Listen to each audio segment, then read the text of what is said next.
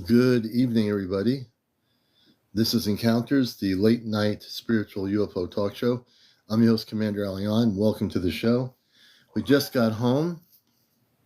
And we're up at the apple orchard tonight. And good to see everybody coming in. Welcome. Everybody around the world, welcome to the show. This is the Thursday night edition of Encounters, the number one spiritual UFO talk show, Busting the Matrix. I am CmdrAleon, your host.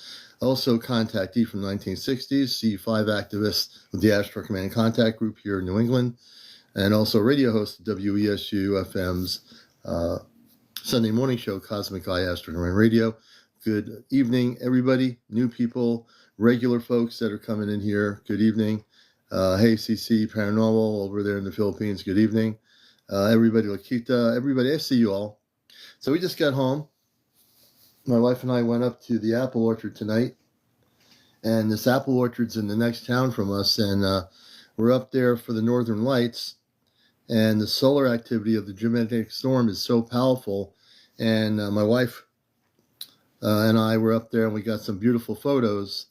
I'm going to show at least one or two photos that was taken of the Northern Lights up here in New England. But you got some incredibly beautiful photos. As we were sitting, we were outside, it was really cold. We're outside, all of a sudden, this is after 10 o'clock, the second wave of the Aurora Borealis geomagnetic storm started hitting. And you can see these rays of light beautifully coming up over the night sky. And it was just really amazing. And I'm going to share two photos from our journey at the orchard.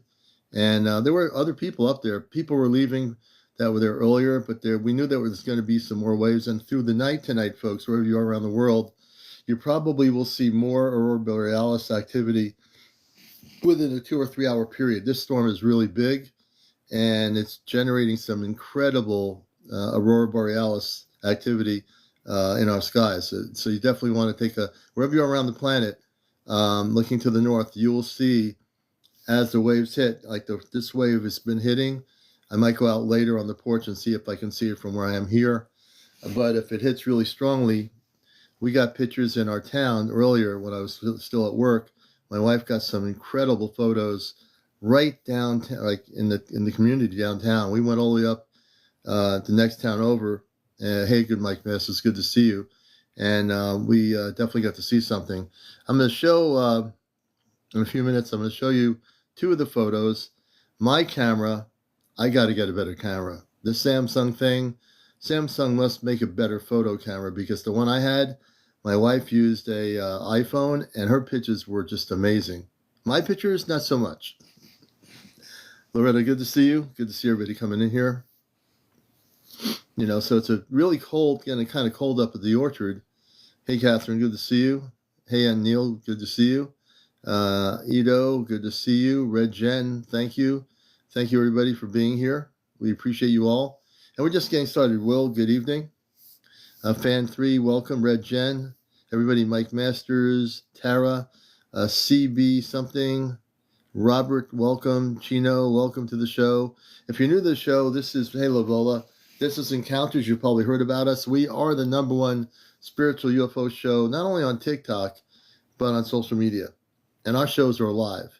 And then they're recorded on YouTube, Astro Command Spaceship News. One show from last night, that show will be on my YouTube channel. I have to just download it on my iPad, and it'll be there. So we're pretty much caught up. And what we do on this show is we talk about the whole thing with the UFO cover-up. We talk about people's sightings. We talk about all the things, people having visitations, everything. Hey, Gino, good to see you. Hey, Mish Mish, good to see you, Mish Mish. Sonia, everybody, Blondie, Teresa Brown, Vermonster, welcome. I suspect you're in Vermont, Vermonster, and probably seeing the Northern Lights up there too. Everybody, Mimi, everybody coming in here, welcome. So I'm going to show some pictures while we're here. I have two pictures to show. Let me see if I can switch it over. And here's a picture of me. Here's a picture of me. And here's the This is up at the apple orchard. This is a picture of me at the apple orchard. Look at the color. This is at around after 10. This is after 10 p.m. at night, East Coast. And what you're seeing here is me with my camera. My wife is taking the picture. She had me face on an angle sideways. And you're seeing us taking pictures. You can see a little bit of the clouds to the north. It's really interesting. And the lights. It's pretty amazing. And this is the northern lights from the geomagnetic storm and me outside in the freezing cold. So it's just, I want you to see this picture. Really beautiful. You know, sometimes you just gotta get out there in the universe and experience it. Good evening, everybody. And I felt like the energies, I even felt that there were spaceships out there. I mean, earlier in the evening, I'm looking and I'm sensing there are spaceships in the sky. I didn't have my night vision equipment or any of my special equipment, but I was looking and I said, oh, that's a spaceship. And I'm pretty sure there were a couple of spaceships up there to the north. And I was like looking at the spaceships and the regular air traffic. And there was a lot of activity going on. It was really quite amazing. Here's another picture. Check that out. We have a lot of photos. We took a lot of photos of the northern lights up there after 10 o'clock and before 10 o'clock. And it was building up. The geomagnetic storm was really building up. So we got some really good photos. Good, Lynn.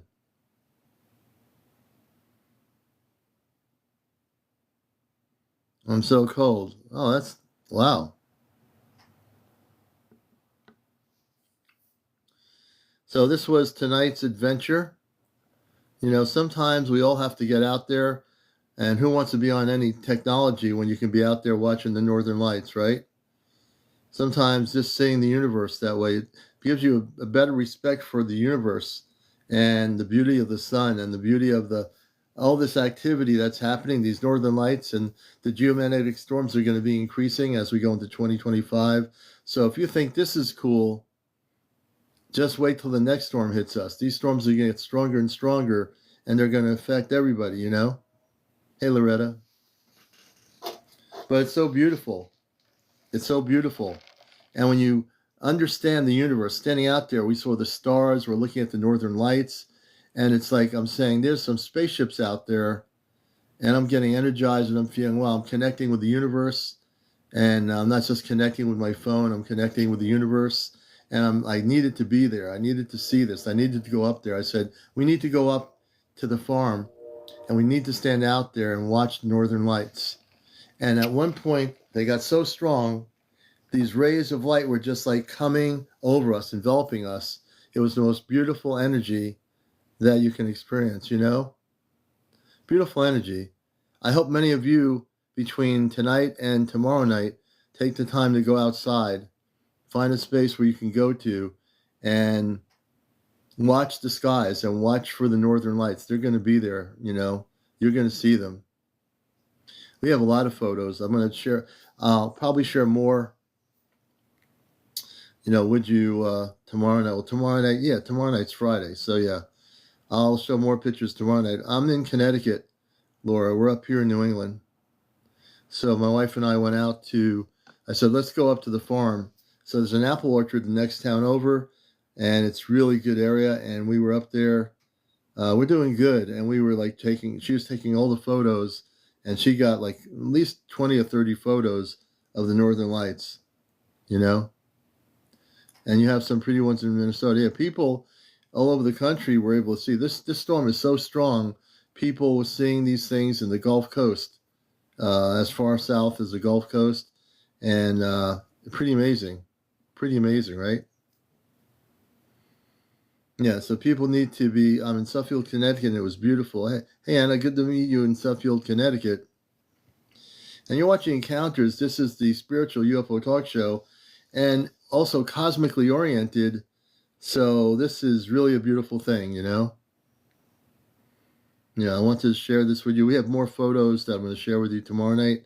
We've got tons of photos we took tonight. My wife took photos earlier, about 7 to 7:30 in the evening, and that was downtown, and the northern lights were crazy. And then we went up around, I'd say we got up there after 9, And then we stayed, and we stayed for the next wave of the activity. And we saw the next wave of the geomagnetic storm hit, and that's when we took some more photos. So plenty of people here. You have the ability to see these things. Everybody here has the ability between tonight and tomorrow night. The storm is very active. It's hitting the earth really strongly. And you know what? You might even see some spaceships. I saw some. I didn't have my equipment up there, but we went right straight up to the farm, to the orchard. But I'm pretty certain if I had used my night vision equipment, I would have seen some spaceships. But I did see what I thought were one or two, not planets, but spaceships to the northwest of me, northeast of me, I'm sorry. But I didn't have any way of documenting it, unfortunately. But it was really quite amazing. You all need to spend time looking at the universe. It's an amazing place. It really is. We have such a beautiful universe, and these northern lights just enhance the beauty of what it is. And also, when I was looking at the northern lights, I was saying it's a sign. This is a sign for us to understand that what's happening now with these beautiful aurora borealis activities and these stronger and stronger. Why do you think the sun, geomagnetic storms are getting stronger? They're not getting weaker, they're getting stronger. Why is that? I pose that question to my audience. Hey, Michelle, I pose that question to everybody. So I'm going to tell you why I think it's getting stronger. And when I was up there, I was meditating a little bit and saying, wow, this is really going to be it. This is like, we're being told this is it. We're being told in so many ways from the universe, this is the time we've been waiting for. And to be out there looking at that and just seeing it cold or not cold, it's just saying, wow, we are just in such a beautiful space. No matter what's happening on our planet, the universe is a beautiful place, and we're part of that. We're part of a greater thing other than ourselves, something greater than our homes, our TV sets, greater than our cars, greater than our money or whatever. It's greater than everything and anything. It really is. It's greater, And when you think within and you're looking at all these beautiful things, you're saying to yourself, all these colors of creation coming to you, you're realizing, yeah, we're definitely being cleansed. We're definitely being cleansed, Ricardo. I really believe that to be true. And in a sense, we're also being awakened. I think this is a time of great awakening. I think this is a galactic shift that we're all going through. And I believe the sun is going to be a really big part of that. The sun is definitely going to be a big part of our shift. It really will be. Without a question. I just had to move this thing for the cat. But it really will be. Thank you for your gifts. I appreciate all your gifts. Mary sees them every day. Lynn, thank you. It's like the sun held its... Yeah, so what it's doing is it's sending us energy, healing energy. The sun is also, like I said, in 2025, if you think these solar storms, the geomagnetic storms that we're having now on Earth, that's hitting Earth, are really incredible, wait as we go into the new year. The sun is getting ready to do some major, major shifts. It really is. And I understand that from being up there. I completely understand that, It's just the way it is. It's just the way it's going to be. So let me just get here. Let me go back to my other screen here. We will go back to... Now, my pictures, you don't want to see mine because my camera was not doing any justice. Let me see here. This is my pictures.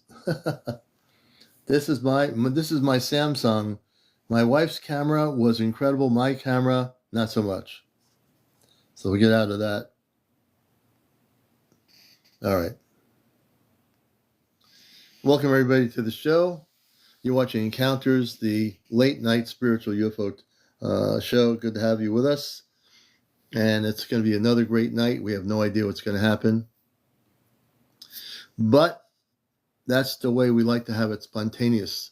You have to check my pictures out if you want. Hey, Laura, we'll have to, you know. And we were looking, there's a thing on Facebook called Northern Lights. It's a group, and people from all over the place were sharing photos. Pretty incredible. It's pretty amazing. Welcome, everybody, to the show. And tonight, I've got some high C fruit punch. I don't usually drink fruit punch, but I'm drinking it tonight. Yeah, you have satellites and everything, and we know where they are because I'm a trained observer. But it is really exciting times, everybody. How many people that were watching the Northern Lights, wherever you are around the world? Yeah, not tonight. I'm going to have to get a new gallon of it. I'm almost out, Greta. I'm almost out. But how many people that were actually physically outside off their social media watching the sky tonight saw the Northern Lights? And what did you feel when you were seeing those Northern Lights? You know, how did you feel within? Did you feel like this energetic shift? I mean, if you looked at the sky and you were able to see this beautiful aurora of lights, it was pretty amazing, wasn't it? Yeah, and if you still saw them, you had to have felt something, right? April saw them. A whole bunch of people saw them. Yeah, and Long Island Kit Kat, they were Northern Lights. My brother's out Long Island, and he took pictures along the South Shore, I think, in Amityville Harbor, and he posted some photos on Facebook. Gillette says, I question it. I'm not sure what Gillette's questioning, but she says, I question it. Yeah, I don't really drink that high C stuff too often, but I just happened to stop somewhere and I got it, but I'll be going to more of the other stuff.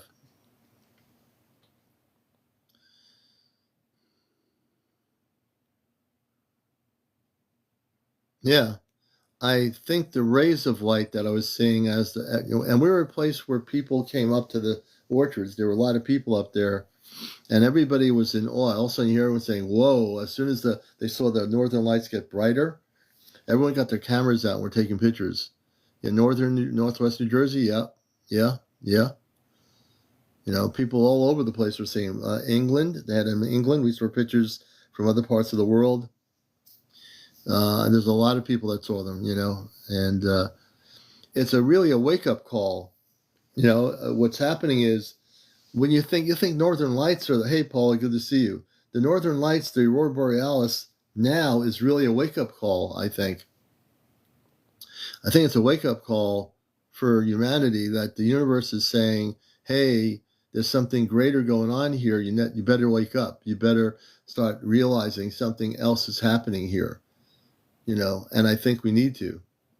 I think that's why it's so important on my show here. When I tell people to get ready for contact, I'm telling people to take time to meditate and focus, you know, because so many beautiful things in the universe exist, but we don't realize the beauty of the universe because we spend our time looking horizontally at what we see in front of us, but not what's up above us, right? Yeah, we are overdue, Rachel. You're right. I was stationed in Fairbanks, Alaska, and Fort Rainwhite in the 80s. They were ribbons of intense green. Oh, I believe that. I believe that, you know.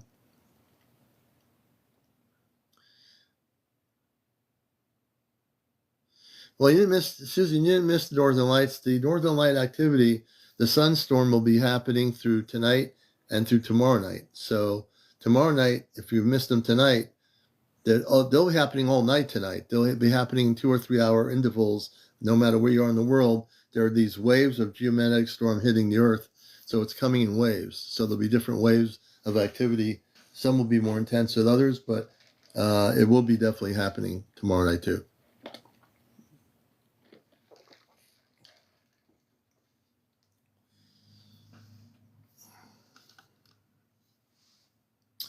So if anybody has had any experiences, I think the one thing I got meditating out there in the cold at the apple orchard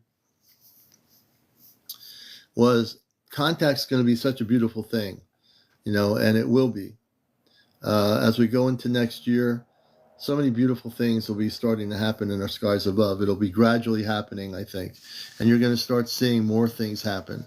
And you'll see things, and I'll see things. We all will. That'll be things we've never seen before, if we're willing to look. So 2025 is going to be absolutely an incredible year, you know. And it's going to be more incredible because of the activity. And I think next year, more people around the world are going to start having individual contact. I'm not talking about mass contact, individual one-on-one contact with their space family. I do believe that to be true. Now, some people might get scared, maybe not, but it's being done in a way where people shouldn't get scared. They're not coming like and showing themselves up and turning the lights on in 2 seconds, say, here we are. I think it's being done very well. It's being done in a way that's not going to, produce fear. I think it'll be gradual so people can get used to it.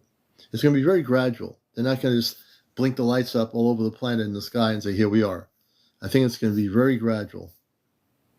They're going to do it in a very beautiful way so people don't get scared. They want people to get used to it. You know what I mean? And as people get used to it, they'll be able to understand that experience. Absolutely. And it'll happen, No, I know John Lear. I know of John Lear, but I watched him in the past. I'm really focused on the show here, and I know what John Lear has stated and all these other people in the UFO community. I'm very familiar with them. Hey, Cassie, good to see you. Good evening. Vicky, welcome to our show. They've been doing it already with everyone sharing their wonderful stories. Yep, absolutely. That's a good point. Because people share their stories, can we eat in space? Can I cook? I would say yes. The space people are vegetarians. They don't eat meat, so I'm pretty sure you can probably cook. I'm sure on their home planets they cook food. Even though they're vegetarian, they cook it. So yeah, I don't think you'd have a problem doing that. I mean, they obviously, on the Astro ship, they have a ship called the Living Ship, and they grow vegetables and everything on the Living Ship because they're vegetarians. So that's something that they do. While they're away from their planets, they have food. Of course, they need food because, yeah.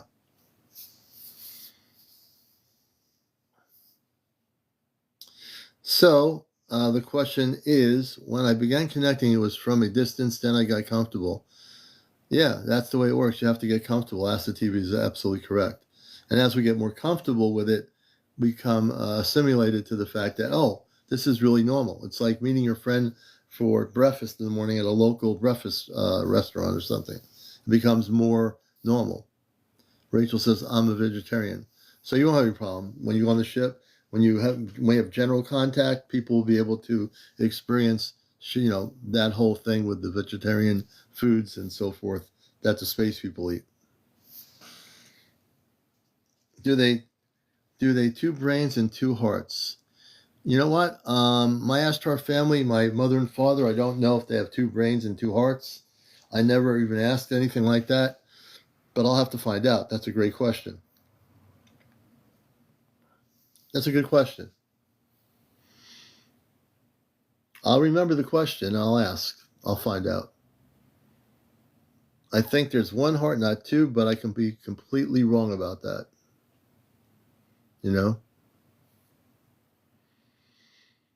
Welcome, I love my cat. Good to see you in there. Hey, Kitty, welcome to the show. Everyone coming in here. We will be on here till about 1 a.m. 1 a.m. for 2 hours. A 2-hour show of encounters.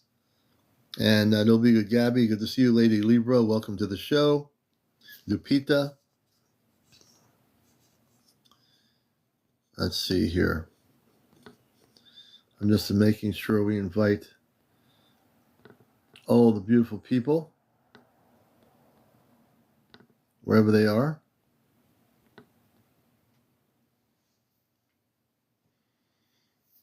And please feel free to invite beautiful people that that are still awake right now, not sleeping physically, to the show. If you want to invite 5 or 10 people to encounters, please do. And make sure on the top screen you see it says 14.4. If everybody taps that screen, we want to go to 100%.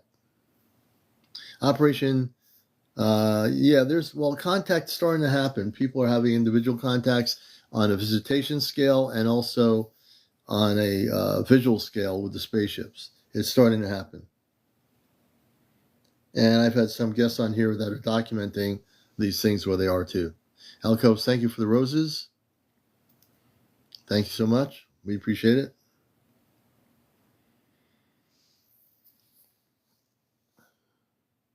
Rachel, thank you for the roses. We appreciate it.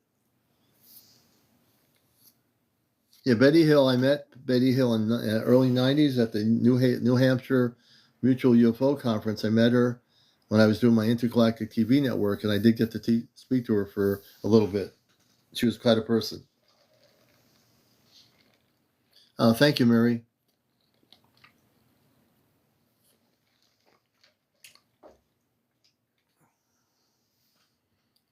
Yeah, I think you're right, Acid TV. I really have stated for a long time that it's going to be individual encounters of star people with individual humans that are having connections. It's going to start that way.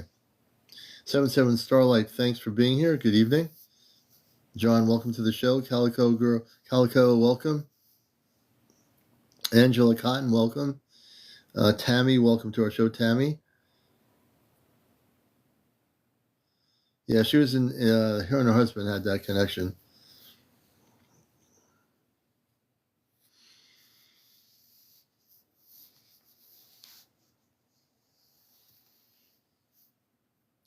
That's right. Mike Masters, you're right. So when you think about it, we're already having contact with you, correct? Yes. And because I am not just a human being and I am also an Ashtar commander, I am a space being as well. So, I never thought of it that way, but you're absolutely right. I am a space being in human form communicating with people on Earth. And I'm able to have the human consciousness and the galactic consciousness, so absolutely true. You could say you're talking to a space person, and that would not be far from the truth. Hey, Cliff, good to see you. Thank you for the gifts. I appreciate them, as I appreciate all of you on planet Earth. And the beautiful thing is, you're right. I am basically a spiritual being from off planet in a human form, as many of you are. And that's true.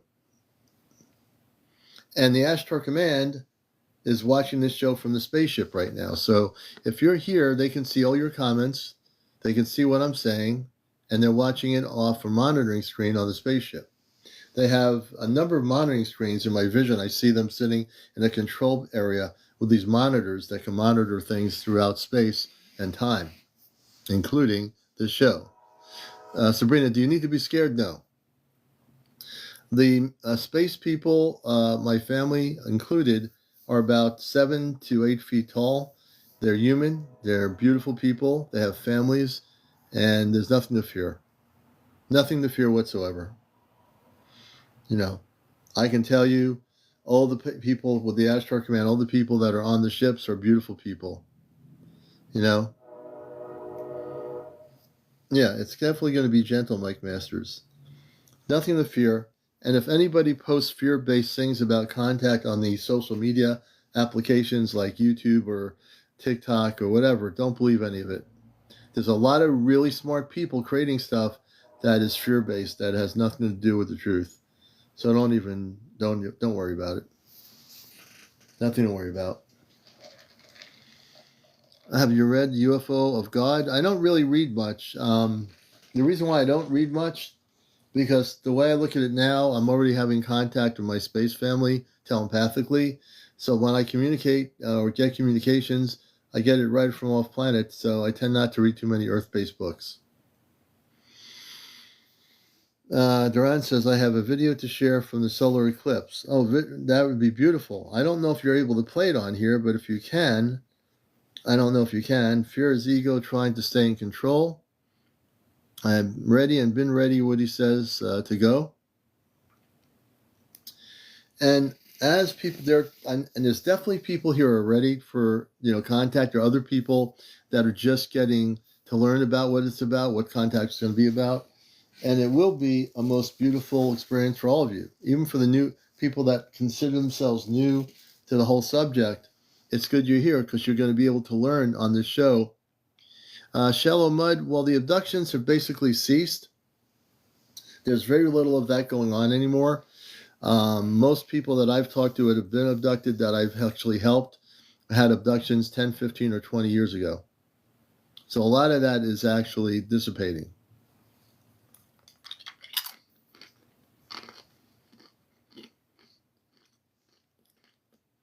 And if there are any negative ETs still around the planet, which are a few, they're being rounded up and sent off the Earth.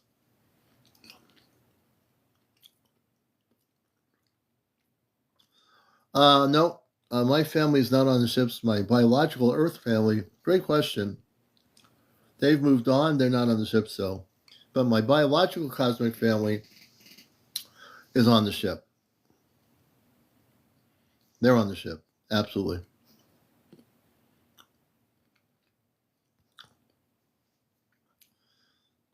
And Archangel Metatron says the New Jerusalem, which I'm very familiar with, is 1,500 miles by 1,500 miles by 1,500 miles. Now, I'm not sure how big it is, but I'll go with that for the moment. Well, that's what's going to happen, Mary. Earth is going to be, when the Earth goes into a new revitalization, many of the human population will be on circular orbs, and your bodies will be protected, and you'll be protected until the shift happens of redoing the planet. Then the way it's supposed to work is you'll go back on Earth, and the Earth will be much more beautiful than the Earth that you're looking at now.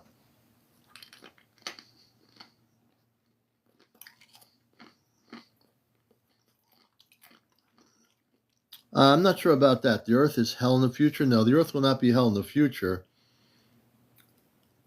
And there is no death, so there's nothing to defeat. The Earth is going to be replenished, but there's no death there's no hell in the future.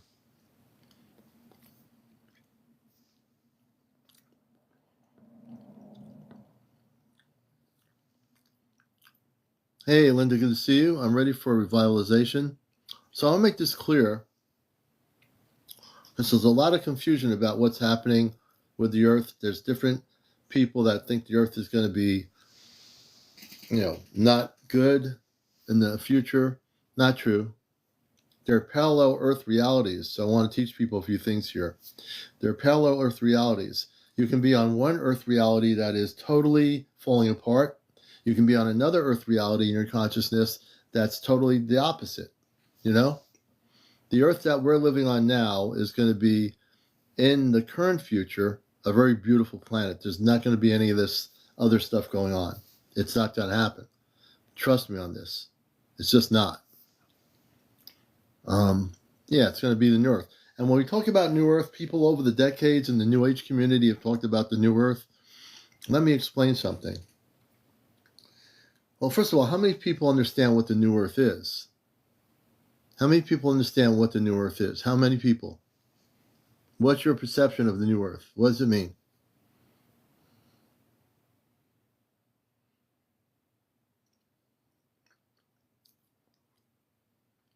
Yes, you have to throw out the biblical interpretations and all the 3D stuff about the New Earth.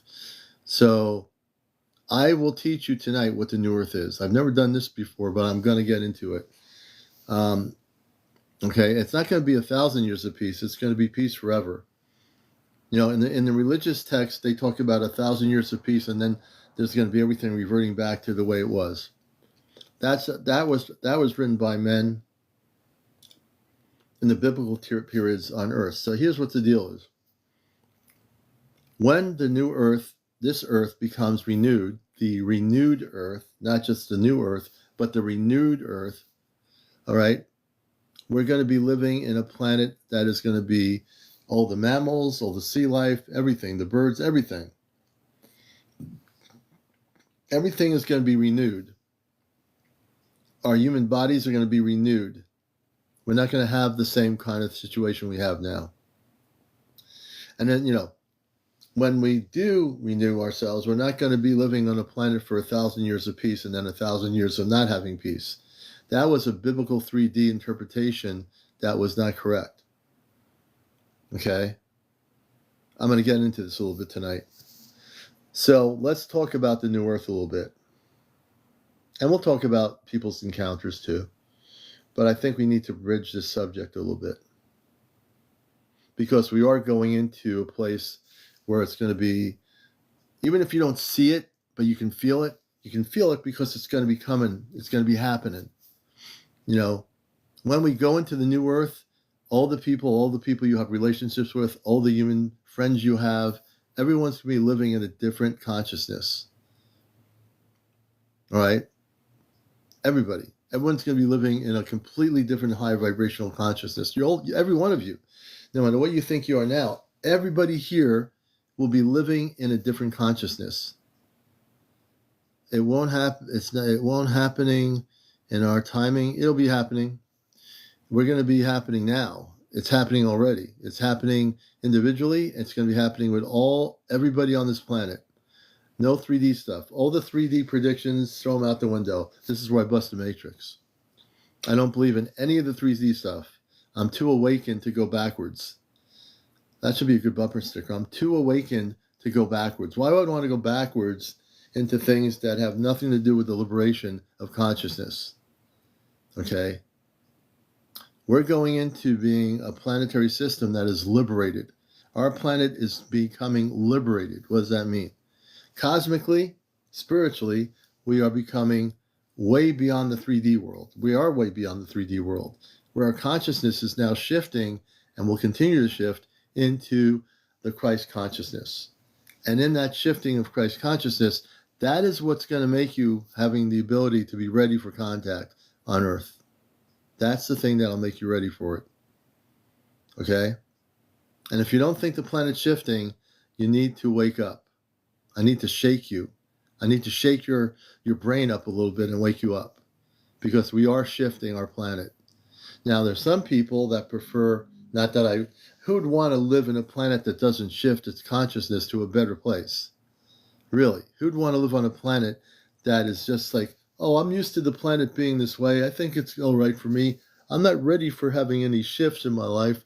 I'm just happy to be here and watch the WWE wrestling matches and have dinner maybe and go out and get some Chinese food. Oh, I don't need any shifting in my life. See, I'm being hypothetical here. But the thing is, ready or not, the shift is coming. The shift doesn't care who you are, where you are, or what you are.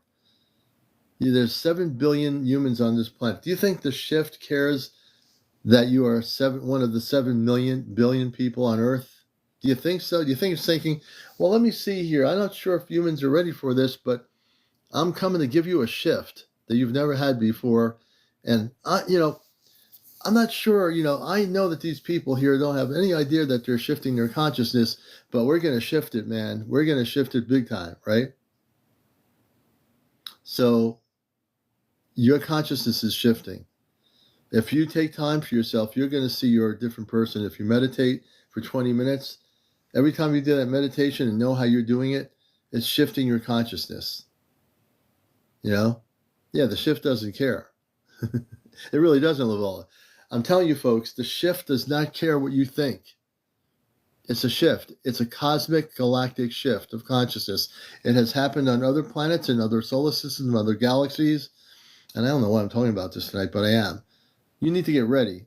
You need to get your act together, folks. Those that are not getting their act together, get out of your religious stuff and your interpretations of the Bible. You need to just get with the cosmic deal here. You know what I mean?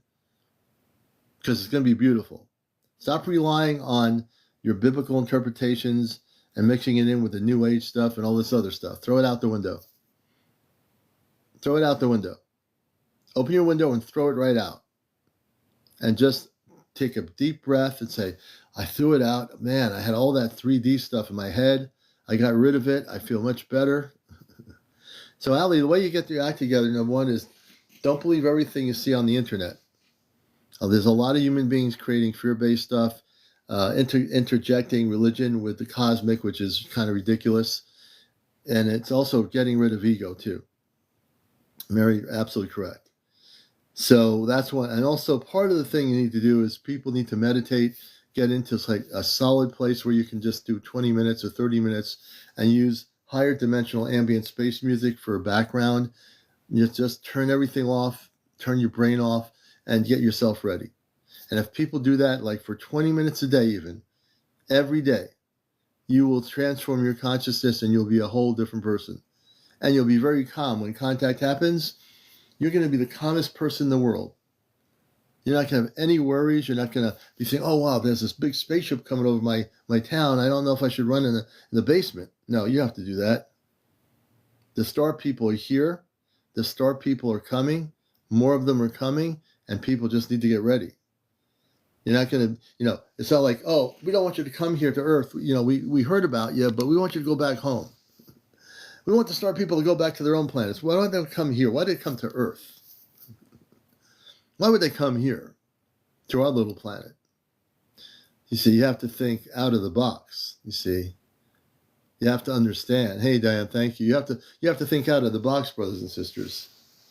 See, because the space people are your family.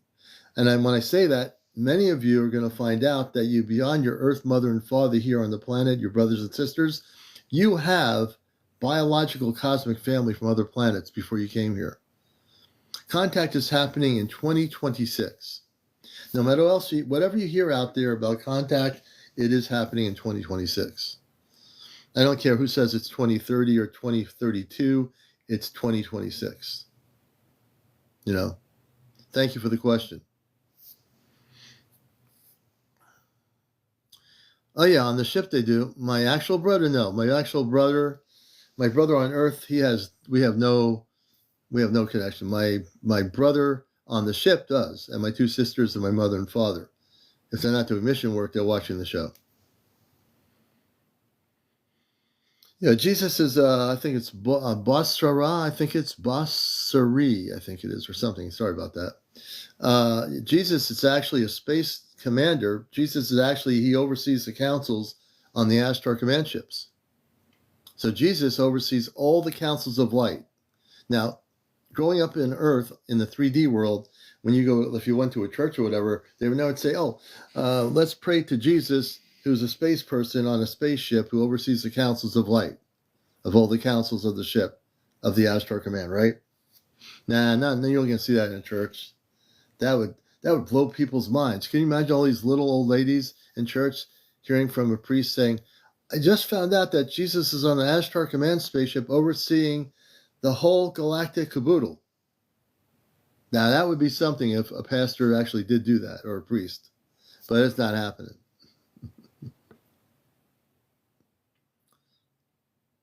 Now, 2025, Maldiver, is the year of when things are going to start amping up. 2025, end of 2025 into 2026. 2026 is the year for the contact. There'll be a lot of stuff happening next year. They'll be amping people up. There's going to be a lot of people awakening. Many of you are going to go into higher states of consciousness. All of a sudden, you're going to be flipping your consciousness and say, wow, I feel different. So it's going to be a new year. It's going to be an exciting year, but 2026 is the year of contact. Yes, there's no Lord. We have Jesus Christ. He's the head of the Ashtar command. He oversees it. But even Jesus would not call himself a Lord. He's just Jesus the Christ, and he's a really cool dude.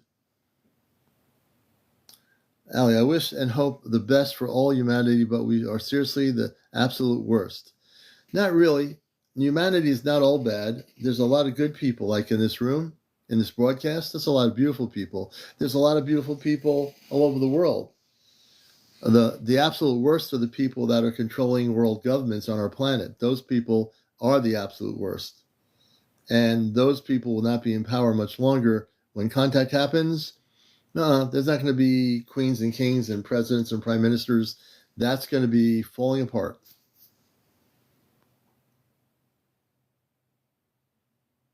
Oh, interesting, Michelle.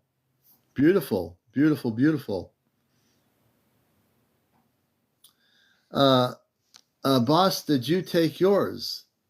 I don't believe in taking any drugs. I believe enlightenment is something that you meditate and you get there. So, boss, did you take your medication today? You know, how about you? See, and once in a while, I like to have these people on here because they're kind of funny. Did you take your medication? Did you take one pill of the Bible? It was a little biblical pill. You have to take it so you get brainwashed into believing the 3D stuff. Did you take your biblical Bible pill? Did you? Let me see if they answer. I love things like this sometimes, folks. Okay, so playing in the dirt. Let me tell you something about the real Jesus as opposed to the 3D Jesus, the stuff that you've learned from TV biblical shows. Jesus is not a religious person. Jesus is a space person. I didn't ever say Jesus in a religious term. Jesus is a cool dude. He wears a space outfit. He oversees the councils of the Ashtar Command. He has nothing to do with what you've been hearing about Jesus on Earth for whatever year you were born. Jesus is a space person. He has nothing to do with religion. Religion used him, but he has nothing to do with religion. So let's make that clear. Jesus is a space person. Basra, I'm gonna bust your matrix, man. I think it's Bas Sarah. So let me stay here enough. I'm gonna bust your matrix right now. Let's do it. Let's bust that person's matrix. You've been living in a controlled environment of your religious belief systems.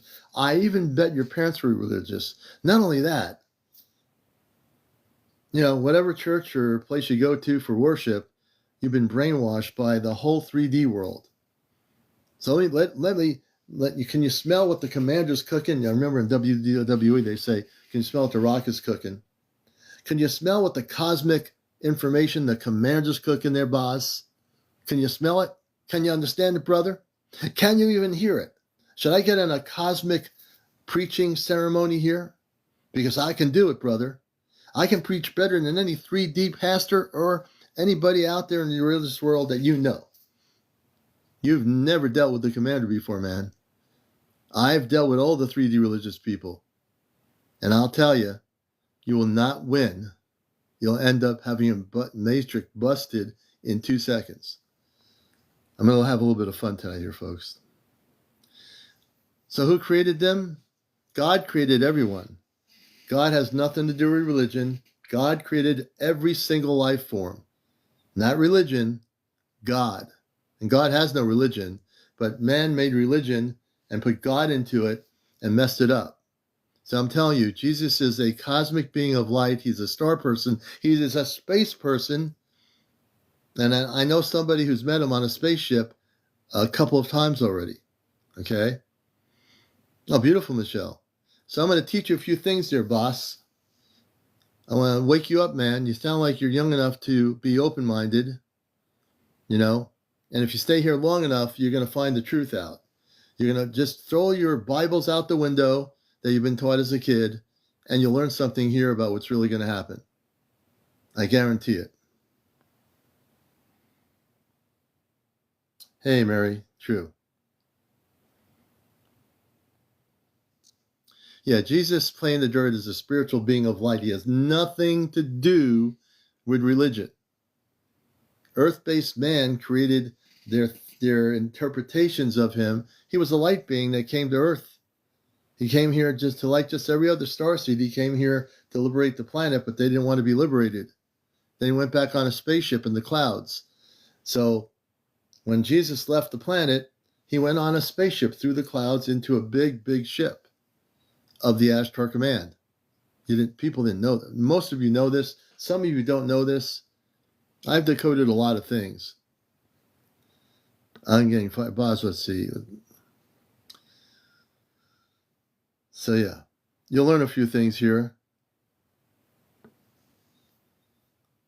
So forget,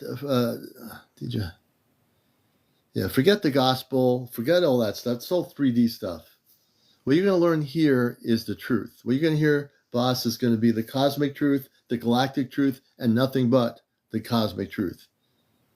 That's what you're going to learn here. I guarantee it, brother. I guarantee it. And the longer you stay here, I know you're being transformed. The fact that you're staying here, there's a reason why you're still here. You see? A reason. Marie says, only encountered 2 whilst astral projecting.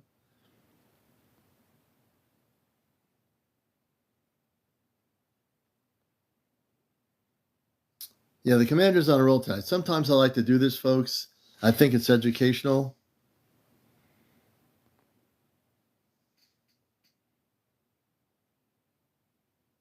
Yeah, brother, we were created. All of us were created, man. We were created by one God, one creator. The whole universe was. Every planet, solar system. Who do you think did that? God. It's, God created everything, brother. God created everything. What's so hard to believe about that? So, yeah, we were created. The commander never said we weren't, but we were created by one creator that created all the multiverse, all the planets, all the solar systems, every star, every moon, every sun, one creator. And if you agree with me on that, then we're getting somewhere. You see? Then we're getting somewhere. Because I believe you do want to know the truth. And I know you love watching me. So I'm giving you is some really important things to understand. And I've always said it consistently here that God created the whole multiverse. There is someone who created us. That was God. Created everybody. All the space beings were created by God. All my cosmic family was created by God. Your families were created by God. The sea life, the mammals, the dolphins, the whales, all created by God. Everything was created by one beautiful creator. So if we can get to agree with me on that, brother, we're doing good.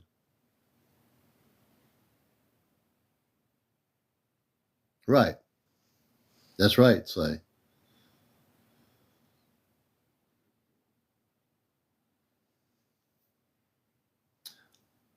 You see, you've been indoctrinated into 3D religions that talk about Jesus on the cross, Jesus this, Jesus that. It's all lies. It's all 3-dimensional lies. You were lied to. Jesus is a space person. Jesus doesn't want people worshiping him. He's a space person. He oversees the councils of the Ashtar Command, which represents every beautiful spiritual level of light that you can even think of. And all the things you believe are written by man. All the Bibles are written by men. All those Bibles, all those teachings, all the preachers, all the teachers, all the priests, they're all 3D religious people. They don't know the truth. They think they do. They don't. If you imagine me standing in front of a church of 500 people saying I'm from Mars, I'm with the Ashtar Command, and you've been lied to about Jesus, that would be interesting. They'd probably throw me out of the church. But I'd get in there and tell people the truth. And the truth is that Jesus is the space person. He is not somebody going around wearing a robe, going from church to church and saying, I was on a cross 2,000 years ago, I am now here again. The whole thing is a lie. It's misinformation, disinformation, and not true. And I'm not talking religion here on the show. I'm trying to teach him that Jesus was a space person. And Jesus is a space person. And Jesus is not only a space person, the dude has a sense of humor. The dude has a sense of humor, man. He's not this person going around, if you don't do what I tell you, you need to go to church and pray for your sins. That's not Jesus. That's a lie. He's a space person that is enlightened. He's here with the galactic groupings of the command, and he's very much involved in what's happening with contact. That's Jesus. Not the stuff you've been learning since you were a kid. That stuff is a lie. It's not true. Not true at all. And Jesus is not, he doesn't want to even call himself a Messiah. That's all earth-based religion. Jesus is a space person. He's a very spiritual, beautiful person, and he doesn't want to be called on earth a Messiah, the Lord, or anything. He is a very cool space person. I've got to teach people this, because when the space people make contact with us, and even if you see this this person Jesus. He's not going to be the one that you think is like a 3D world looking thing in the religious world. He has nothing to do with it. He's been misrepresented by Earth people in the religious community. He is a space person. I'll say it 10,000 times until every single person on this planet understands that Jesus has nothing to do with religion. He is a very enlightened person of the highest levels of light. That's Jesus. That's the Jesus. That's the real Jesus. And if I have to get into my galactic energies to talk about it, which I am right now, I will talk about it. I will bust the matrix. I want to bust your belief systems about Jesus, that he is not he's not a religious person. He doesn't go to church every Sunday on a ship somewhere. He is a space person. Now, if you disagree with that, good, because I want to shake up your belief system. I need to shake your belief system up about what you call Jesus. You've been brainwashed. Anyone who believes Jesus was this person in the religious Bible, that's the Jesus, that is Jesus, it is not true. And this is your commander speaking on the #1 spiritual UFO talk show on social media, where I have the freedom, thank goodness, to talk about this so people understand. Many of you who are cosmically awakened know what I'm talking about. The ones that are still tweaking with the religious community of the 3D world need to understand that Jesus is not a religious person. He's a very loving being of light, a space being of light. Okay? I better start reading the comments here. Dear lady says, when I was little, OTW to my grandma, mother's house in Mockville, North Carolina. It was my dad's truck at 10 p.m.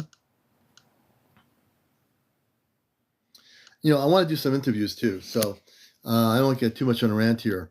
But if you've been having contact with space people, speaking of the which, space people, if anyone out, I'm so amped up here, if you've actually had contact, I've not been reading all the comments yet, but I'm assuming there's some people here that have had visitations. Please let me know. I'm going to catch up with the comments. Okay? Yeah, it's definitely spiritual genius. You were all lied to. I don't care what religion you are, Jewish or Hindu or whatever. Jesus is a space person. Now you know the truth. And people say, how do you know Jesus was a space person? Because he was. You say, thank God that I'm not engulfed in being in any religion. I have no religion except the religion of love. That's the only religion I have. And for that religion, I don't have to go anywhere. I just have to live it. Let's see here. So who here has had encounters? Hey, Susan. Who here is having encounters or visitations with space people? Anybody out here? I'm going to go backwards. I'm going to go into contact. Thank you for your gifts, Tara. Oh, we are amped up tonight. The commander is amped up tonight. I'm having a lot of fun here. I like the challenge. You know, sometimes I have to challenge the people that are still in the 3D world a little bit on their religious belief systems. But it's all good. We're all doing good. So who is having visitations? Who's documenting spaceships? Anybody out there? Who's being visited? Who's been abducted? Who's seeing crop circles or fairies or mermaids or merpeople or Bigfoot? Thank you, Mary.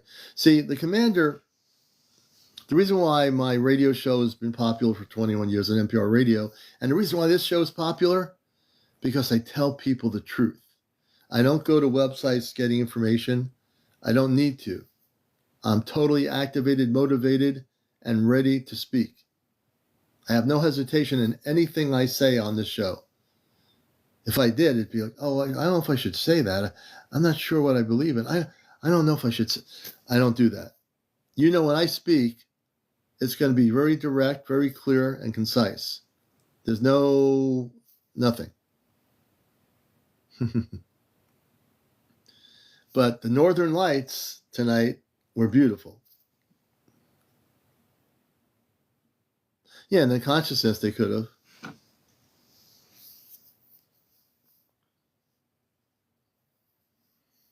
So we're living in some beautiful times. We really are, folks. Wherever you are, we're living in beautiful times. Yes, I've seen ships. Also very interested in learning more. Darlene, thank you.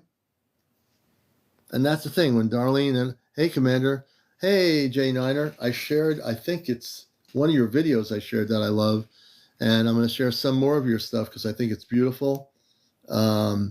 You're really capturing so many beautiful, and many of the ships you're actually seeing. Give me a second here. Whoops. Good. So many of the ships you're seeing are so beautiful and are connected with the Ashtar Command. So you've got some very direct contacts going there, J9er. It's an amazing thing to watch your videos. Between you and what's been documented by my friend April in Vermont, and also by Half Pint, by Ray and Mary up in the Appalachian Mountains, and other people here that have been sending me stuff, everybody's got some really good stuff they've been sending me. And I'm really appreciative of your videos, your photos. Oh, you had the green lights, Ashley, the other night? Yeah, my wife and I were up at the apple orchard here in Connecticut where we are, and she got some great photos of these northern lights, and we were watching them. It was kind of cold, folks. You know what, Dipster? That's a great question.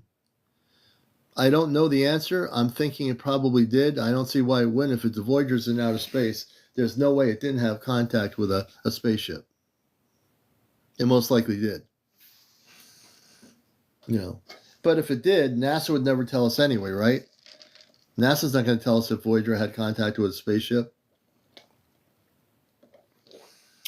But I bet you the it's knowledge that the space station has been visited by extraterrestrial spaceships constantly.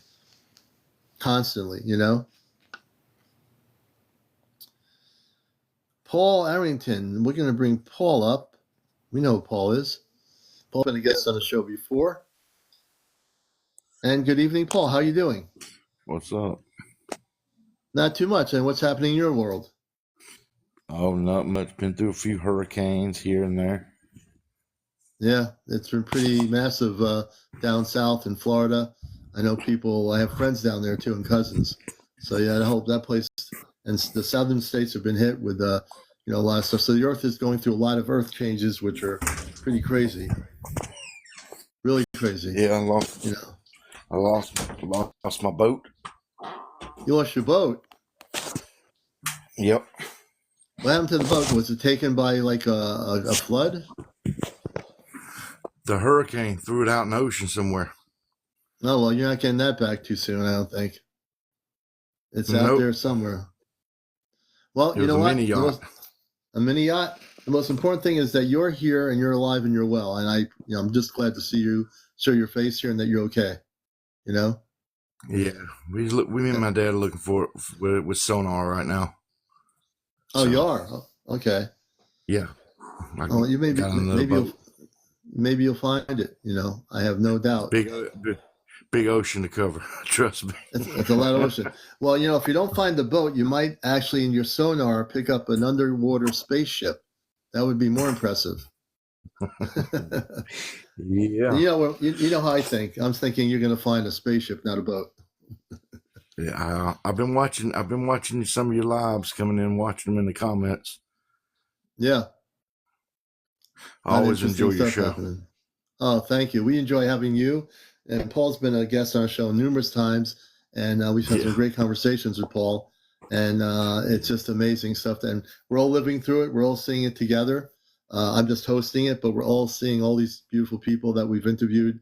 And it's amazing how many experiences people have, right, Paul? With all the people I've interviewed, it's just crazy. Yeah, the stuff I know about is from Dad's experience since he was so high up in the military. Yeah, and Paul's dad had some major experiences, and Paul's doing research to get more information on that, which little by little we are getting, right, Paul? Yeah, I mean, like I said, he had real top clearance. I mean, what's so funny is I mean, some of the things that we know about in the United States, and because the president don't even know about. Yeah. Isn't that interesting? Because they even hide stuff from him. Right. Yeah. You know what? Like, If we were all in a room together and all these people were talking about experiences, this stuff would be considered like top secret, right? If you think about some of the people we've had on here, we've had more disclosure here than the Pentagon's giving the public. It's true. It's crazy, but yeah. true. Now they have hearings coming up, Paul, after the election, November 17th in Washington again. So it's supposed to be some whistleblower coming forward saying that we have extraterrestrial spacecraft in a place somewhere in the United States that they have like in a warehouse, not a warehouse, but like a multi-level facility, which probably is true. Well, personally, me, if I was going to have something like that in all the bases I know about, it probably would be that one in Colorado that goes like 1,200 something miles down under the ground. Oh, you're talking about Space Command, the space Is base? it Twin Peaks or something? Or something. Yeah. It's an underground facility. It's called the NORAD Space Command. Yeah. The NORAD facility in the mountains. Yeah. If it was me, that's where I would have it. But everybody always claims everybody puts everything at Area 51, and then I've heard rumors that they took stuff from Area 51 and has a new Area 51 now. I don't know. Yeah, there's an S2 base, but really what's true is Wright-Patterson Air Force Base, Hangar 18. If you study Wright-Patterson Air Force Base, forget Area 51. Wright-Patterson has multi-level facilities, including captivity, extraterrestrial intelligence that they've captured, and they have them in, they're basically in captivity on another level that's multi-levels below the base of the Air Force Base, where they have extraterrestrial spaceships, and also they have detained extraterrestrial intelligence at that base. I was looking at one of your comments. I don't know where Broom Lake is. Broom Lake or Groom Lake? Broom. I say Broom Lake. Broom Lake? Whoever said Broom Lake, where is that? Area 52 around Broom Lake. Oh, Broom Lake. That's in Nevada. It's called Groom. It's actually Groom Lake. Groom. Okay. Yeah, it's called Groom Lake. It's a dry bed, and that's where Area 51 is. And also there's some other bases along that region. It's Groom Lake, right? Mm-hmm. And there are other bases that are near that region that exist. It's pretty active. There are multi-level facilities in the mountains and through that whole area. The Air Force has that all blocked off. You can't get in there. Well, like I said, I've seen some stuff, and Dad's told me stuff, but the Antarctic is the one that intrigues me the most. Oh, me too. I mean, it's like you can't get past. It's a no-fly zone after so far up in the Antarctic. Right. That's right. They do have a no-fly zone. I mean, everything gets frozen over so much time, so there's no telling what is probably under a lot of the ice. And then people are saying there's so many more continents up there. I hear all the time on things like two things intrigue me. Like one, and I would like to discuss this one real easy. There's a guy that goes on here saying the Earth is flat. The Earth is not flat. No, it's not. If the Earth was flat, we would all fall off of it. Yeah, we'd be walking and say, "Oh, bye, see you later." That was already proven wrong.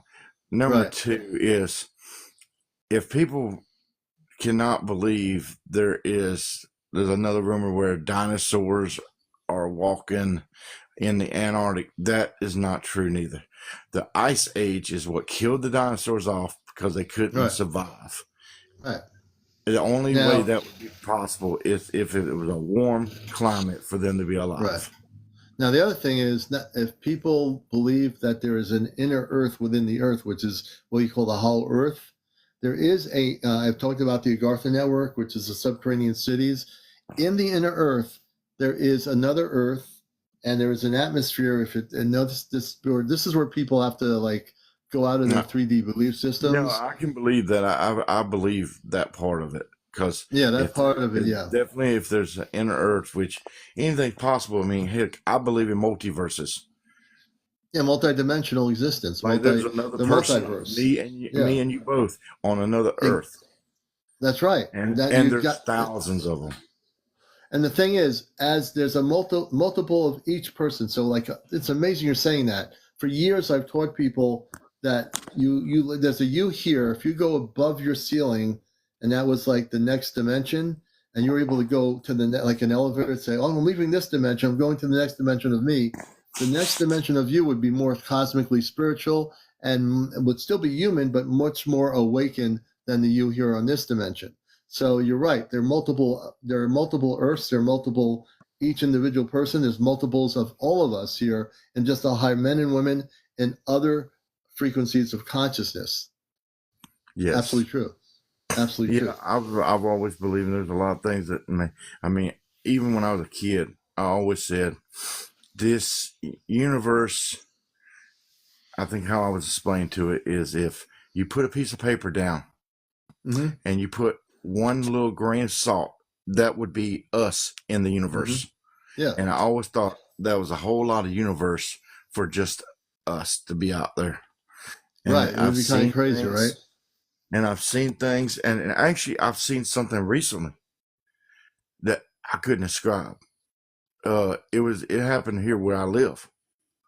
And it was orange lights spinning and circular object in the air. I mean, fast. And how big were the lights? Do you remember how big they were, Paul? Or maybe the size of like floodlights all around it or something. Okay, that's a lot of lights. If I had to guess.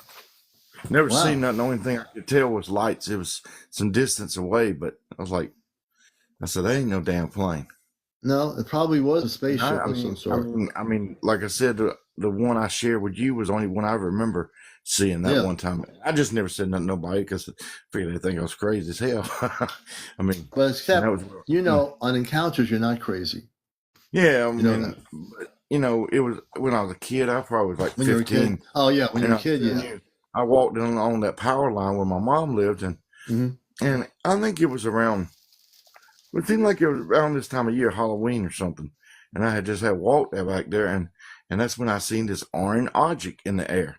And at first it was going slow, and then this damn thing just jetted, and it was just big circle, bright orange. Yeah, never seen anything like that. And these things happen so quickly. There's no way you can get a phone out and say, "Oh, I'm going to record it," and there it is, and then it's gone in 2 seconds. And so you never get a chance to record it. And I've got to see real live spaceships with Dad before. Wow. And I know you have. The one I seen last time I knew, they still haven't got into it. But it was weird looking. I mean, this thing it looked like. And this ship you talked about, they're still trying to get into this spaceship, right? Yeah. I'll be surprised if they're able to do it. I mean, it was made out of some kind of aluminum object, titanium, real hard, and it was kind of oval shaped, but like it had a bubble type thing at the bottom and the top. Oh wow, that sounds interesting.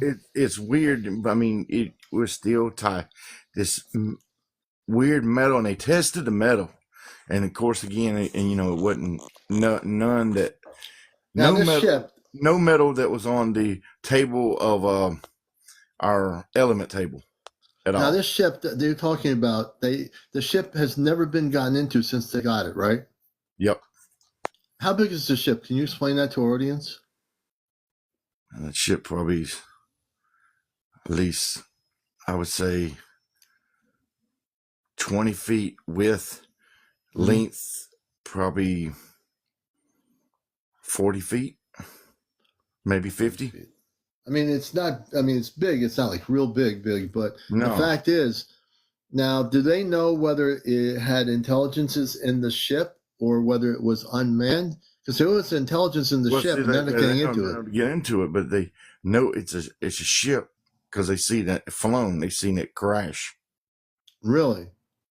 So when it crashed, I have to imagine there might have been life forms in the ship. Well, I ain't gonna say they seen it crash. They estimated that it crashed because this is one of the ships they found in Antarctica. Oh, in Antarctica, okay. And can you tell our audience when they found this ship in Antarctica? Roughly? I think Dad said they found that one back in the 70s. 1970s, folks. Yeah. And Paul's telling a true story. His dad was involved in a lot of stuff, and his dad told him that. It was a 3-star general? 2-star. 2-star. 2-star general, his dad was. So he had a lot of knowledge and a lot of information, his dad. And he shared with Paul some of that information, which is pretty cool. So I got to imagine if they can't get into this ship, and I'm just hypothetically thinking, if there is any living life beings in the ship, they could have been multidimensional. They could have left the ship. Who knows? Who knows? There could be little green men inside. There could be. But if it was that one there, I'd be a cuddly little ET, and he'd be your friend for life. Yeah, like I said, I don't know if we'll ever find if they're ever getting away with that. I personally think could have came from the mothership, and it's possible the people inside are dead, or it may be kind of like an AI ship. Yeah, it could be an unmanned craft. Yeah. That's been going through my mind. Maybe it's one of those ships where you can only open it from the inside. But what if the people in the inside are dead? Right. They'll never be able to open. Or they were able to leave the ship and they're multidimensional beings that didn't stay in the ship. And maybe you have to have a special key to unlock it. I don't know. I have no idea. But it's interesting they can't open it or get into it because the metal is not the same metal as our airplanes or our jets. It's obviously a metal that is very hard to penetrate. Yeah. Flight navigator. Yeah, there's just so many different things in this world that makes you believe in a lot of that stuff. And Tara's right. Even when I was a kid, like I said, I just never believed we was alone. Seen some stuff. And Tara's saying, or it is biologically connected to the pilot. It could be. Never thought that before. Because, I definitely believe stuff is in our ocean because, recently they've came out with, they found a black pyramid under the water. Oh, yeah. Places. And then the regular pyramids, nobody always wondered who built these pyramids. I don't believe they were man-made. No. I'll never believe they were man-made. There's a bunch of things in this world that I don't believe man-made. What's that one place that's got those stones that goes in circles? Well, there's stones in Stonehenge, and then there's the statues of Easter Island in the Pacific. I think it's Stonehenge I'm thinking of, though. Yeah, Stonehenge, and then Easter Island is the other one where they have these big, tall statues that I believe were representing space people that were there at some point. You know what I always wondered is, and I know it's maybe a little science fiction, but I just always wondered if maybe they come to Earth and, remember Stargate, the movie? Yeah, I used to watch that. If they have something here on Earth that's kind of like that, where they can go from world to world. Yeah. Well, there are. They found in ancient areas these old Stargates that were inactive, they looked like they were made out of stone or something. But I've seen pictures of what appeared to be old non-AI images of what used to be an active Stargate somewhere in the Middle East or somewhere. And I believe that our world, actually, I'd say our world, knew more about aliens for the longest time, because think about it this way. Okay, if we would have known, let's just say from the 19th century, how does man get this much technology now than it did from the 1900s. I mean, Right. I think they're using alien technology to learn a lot of this stuff. Mm-hmm.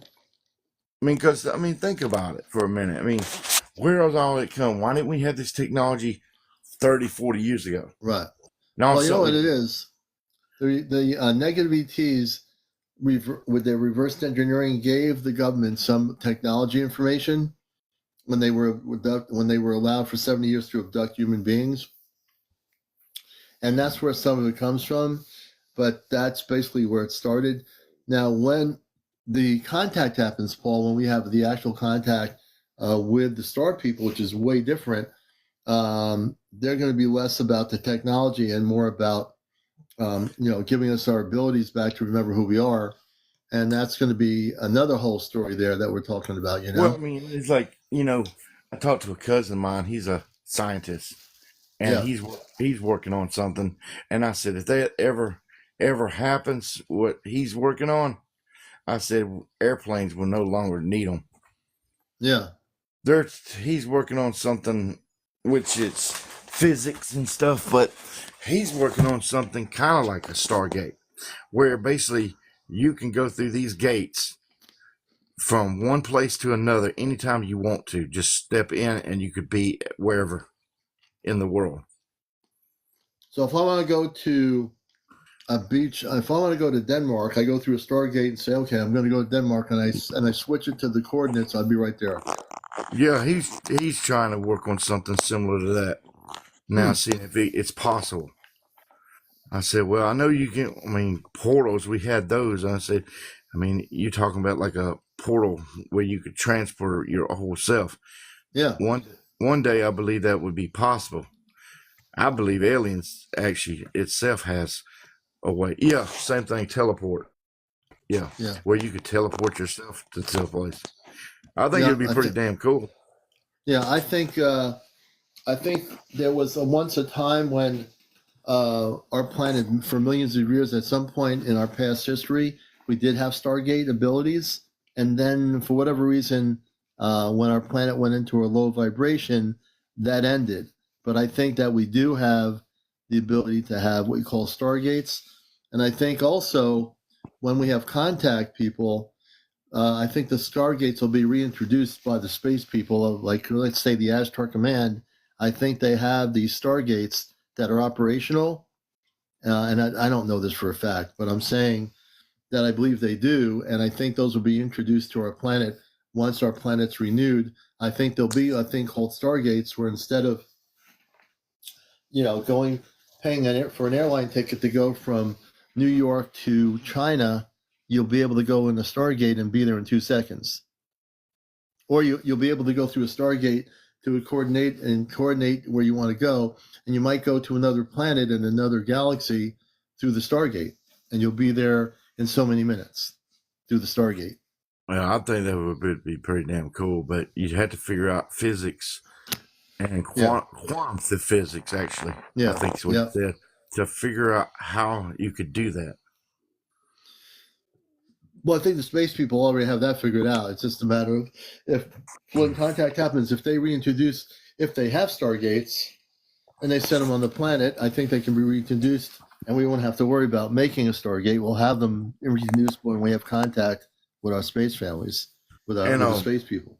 I have a story to mention to you that made me. We was talking about the other a little bit ago about multiverses. Well, yeah, and multidimensional realities. The reason I believe in multiverses is because there was this guy, and I don't know if you've heard this story before. This guy was flying from, I'm trying to remember where it was. It seemed like it was Germany to Turkey, I think it was. Okay. Yeah. And he flew, claimed he flew there. And when he got there, I guess the customs held him because his passports didn't add up. Yeah. And they looked through. He spoke a weird language nobody understood. Yeah. But the thing is, he was pointing. They showed him on a map. He was pointing to a Turkey, where he was from. but he was calling it something totally different. But Ah, he had right sense, but he was calling the place a different place. it's almost like he came from a different reality. That's what I'm saying. Yeah, And at that point is when I actually started believing in the multiverse. yeah. So there's a thing, Paul, called multidimensional realities. So when I talk about this on Encounters, folks, there are many levels, many dimensions of existence. There are parallel universes, parallel realities. And then for the 3D mind, it doesn't understand that. But in truth, once you get into this really deep, you're going to find out that there's so many different things out there on the cosmic level that there's not just one way of looking at it, because it's just vast. It's just unlimited. But once you connect, yeah, like if you connect to the higher self, then you have the ability to see all these other things that you're not seeing. And I think that is one of the things when we finally have contact, and we finally make major contact, we'll know all these things. We're going to know about multidimensional realities, parallel universes. We're going to know about all these different things that we just right now are starting to remember are possibilities and do exist in reality. I think we're going to see a lot of that happen. Yeah. You know? Yeah, definitely that. And the person that says gibberish, it's not gibberish. How could you say gibberish? I'm really surprised at you. You It's not just have gibberish. to. I know it's some of that stuff is really hard for people to believe. I get that.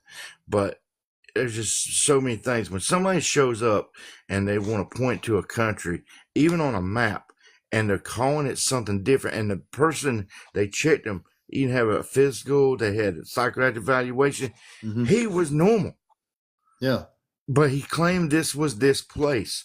So that's why I think he came from one of those multiverses. I'm thinking it was the same exact place. It just in where he came from. It was called this different name. Right. He might have came from, the word would be like a future, or not a future, but a parallel reality of that same place, or a place where the earth that exists with that place on it was different than the place that we know right now currently. Mm-hmm. Yeah, that's a good possibility. Yeah. And it just makes you wonder about stuff like that floating Yeah. in. You know? I know So, some things are a lot harder for people to take in. And sometimes it's just you have to open your mind to every possibility. right, you do. And that's the most beautiful thing and the most important thing people can do is raise their consciousness, you know. And when they talk about, I had a person on who was like, you know, her car was floating, like being lifted, and then what I said to her was that she probably was taken on a spaceship, you know, and that was just the other night, one of my guests. So I think that's why I say, I mean, and I definitely believe in induction because I remember watching this movie. I was in school, and I think it was based in the 70s. You may know the movie I'm talking about, Fire in the Sky. oh yeah, I remember that, yeah. And that movie will make you believe because it's supposed to be based on a true story.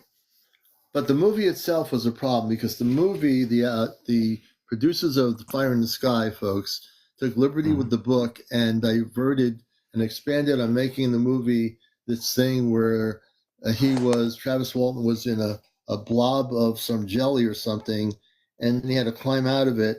And they made these other ones that were in the jelly look like their bodies were disintegrating, when in truth, that's not the true story of what happened to them. You have to read, if you read the book Fire in the Sky, it's a very different interpretation than what is stated in the movie. It's very, they took, Hollywood takes liberty with, you know the book's always better than the movie anyway, and they go in more detail. Well, the book is actually the truth. The movie is just Hollywood's taking liberty with the book, Yes. and they made up their own interpretation of the experience. And he'll even tell you the movie was not telling the truth. You know, it really wasn't. Well, Hollywood always twists things around anyway. They do. They've done it for years. All right, Paul, man. I want to thank you, man, for being up here. I want to say, I was fixing to let you go because I'm sure other people wanting to give you a little holler. Absolutely, brother. And if you have any more information from your dad, let me know, man, okay? Yeah, man, I'll be watching your lives, man. Keep All up the right. good work.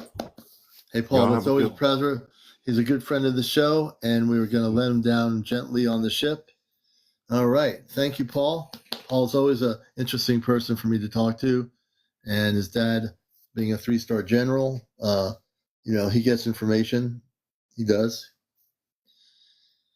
And you're watching Encounters, and we're on here tonight. We started about a little before 11, I think around a little bit after 11, actually, 11:08. So if you wish to be a guest on the show, you have to be over 18. No smoking or vaping of any sort on the program. No drinking, no drugs, no drunks on the program. No paranormal discussion. No politics and no religion. And I'm hoping after I get off tonight, I'm going to go on the porch and see if I can see any more northern lights. Definitely. Yeah, Travis Walton's story was true. The movie that Hollywood made was a really terrible portrayal of what happened.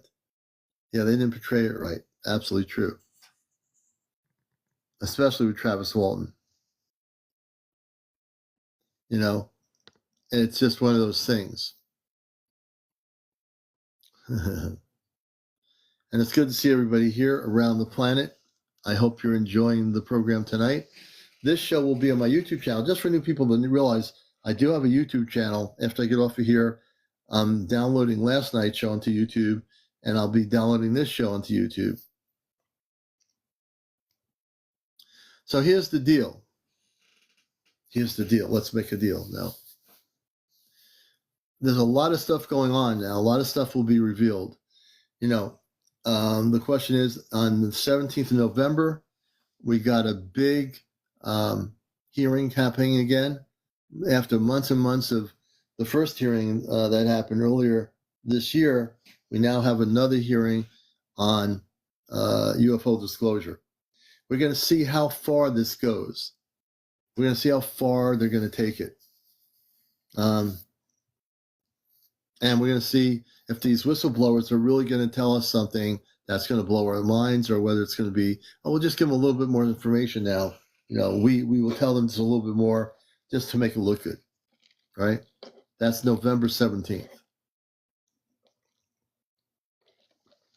That's the second major UFO disclosure hearing from congressional representatives that want to uncover everything.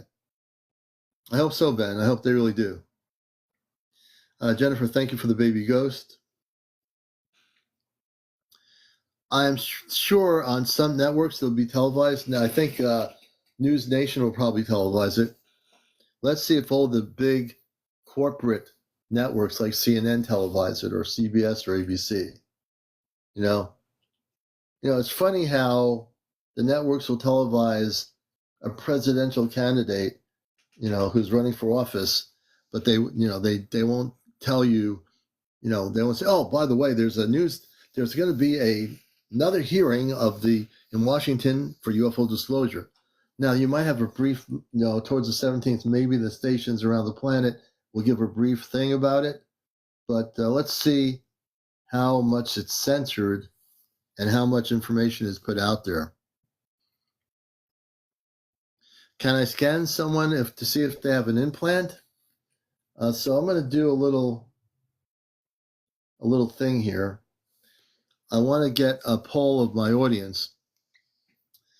So if there's someone with an implant, how many people here are willing to stay and watch me scan somebody that might have an implant? Tell me if that's something you want me to do, and we'll see. I also have to be the one to do it. Hey, Wendy, good to see you.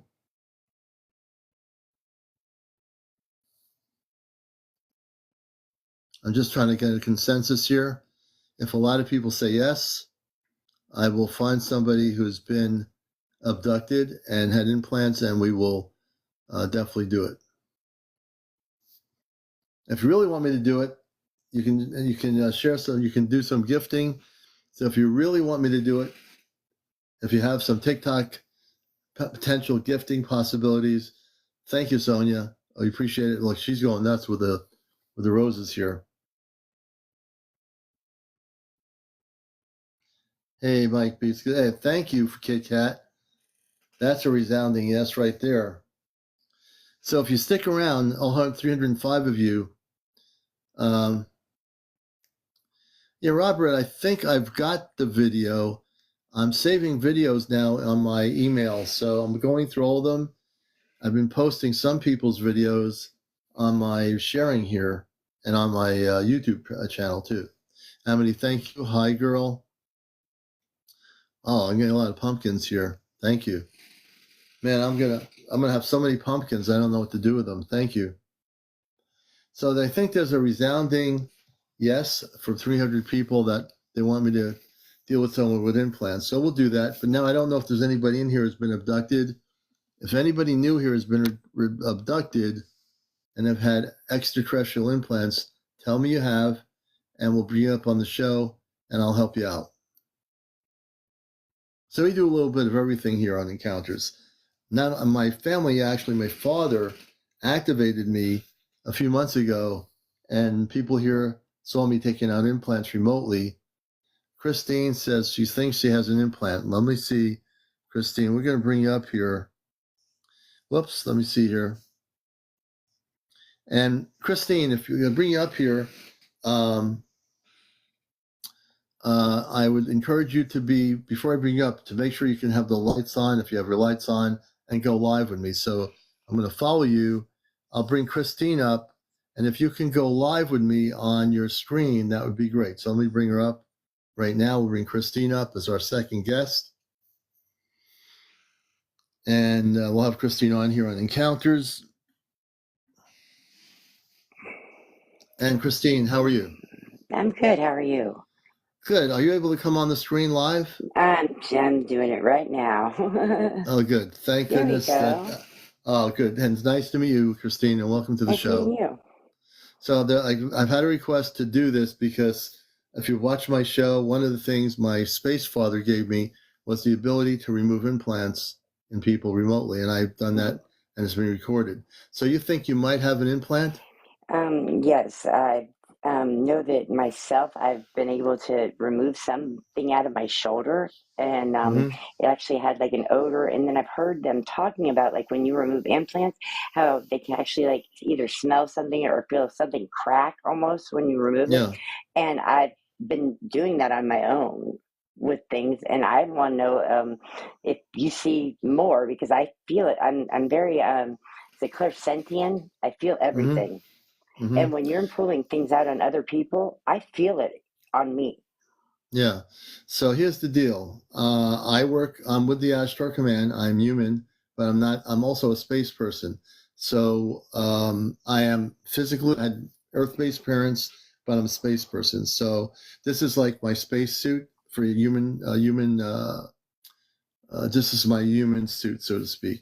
But my consciousness is not only human consciousness, but I'm from the cosmic crisis levels of the command.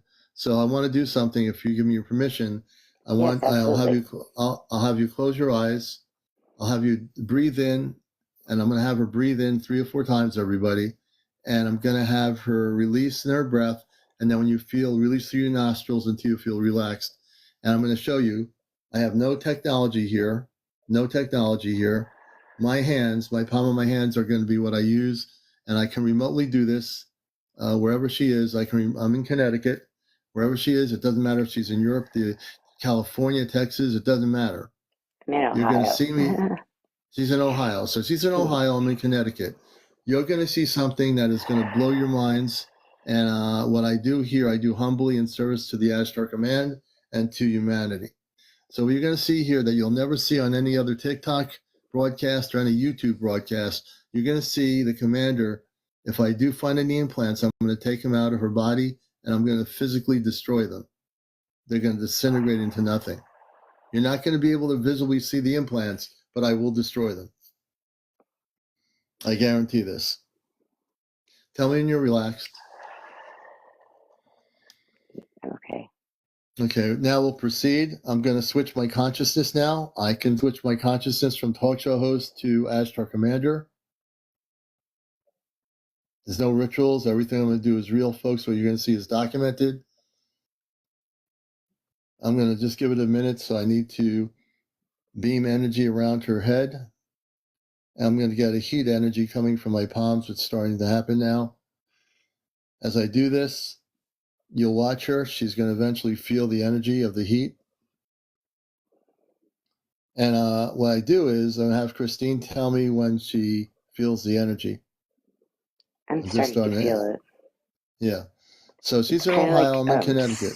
kind of like spinning and moving kind of like back and forth throughout my spine and stuff. Really? It's that strong? I have no idea. I just know that I'm above your head right now. Well, So I I'm can in feel it going all the Connecticut. way down in my spine. It actually feels like it's going like into the earth. Yeah. I'll keep your eyes closed, though. Sorry. And as we do this, that's okay. I'm going to start scanning you. So I'm going to start scanning her from the head. I'm going to go slowly. And what you'll do is you'll tell me, as my other guests have, you'll tell me when to stop, and I'll know where the implant is. I feel something there. Right there? Mm-hmm. Okay, but it's let me very just... deep. That's just like the beginning of it. Yeah, well, I'm going to take it out. Okay, you're going to feel me amp up the energies into that area of your body. Give me a moment. I'm going to turn up the power within me to do this, and we'll take this whole thing out. And give me a second. It appears to be pretty big, actually. It's one whole solid implant. It's huge. It's spreading from like the area of my shoulder, and it's like working its way out and getting like bigger. Mm-hmm. Well, I'm going to take it out and I'm going to destroy it. Feels like it's wrapping around my whole body right now. Right now? It's probably a living implant. I'm going to actually neutralize it first. So give me a second. Okay. I'm going to neutralize it. I'm going to amp up the energy, which is way stronger than the implant. I'm going to surround it with the energy, and it's going to actually neutralize it first. I have to neutralize the implant. The palms of my hands are heating up. Okay. Keep your eyes closed, please. They're closed. As I take it out, I'm going to disintegrate the implant. This is a huge implant, so I will take it out. In a moment, you should be feeling me pulling it out of your body. I'm feeling it's still pulling through my body. Yeah, I'm going to pull it out. Let me start pulling it. When you feel it being pulled out, you let me know. I'm going to start pulling it now. Okay. I'm taking hold.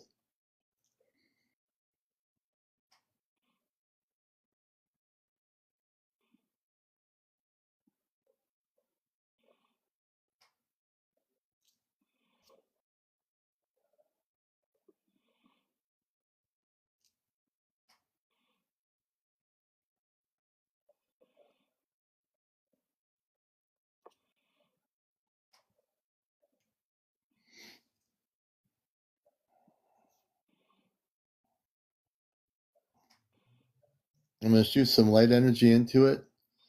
I'm going to make it break up into small pieces. Give me a second.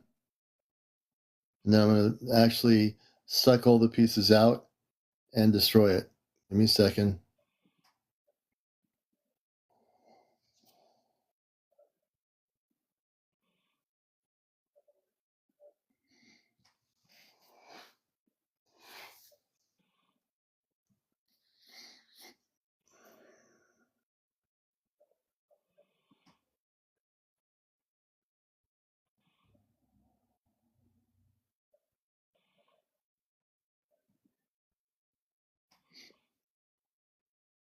It feels like I'm twisting. Yeah, I'm taking it out of your body right now. Yeah, like I have to like take it apart. Yeah, I'm actually dissolving it. I can feel it. I've been given the power by my father to dissolve the implants automatically. I'm taking it out. The big ones, I will break up and dissolve them. So what you're seeing here, folks, is I'm working with Christine. She's in Ohio. I'm in Connecticut. And this is all being documented. I am actually taking the implant out of her body, and I'm destroying the implant.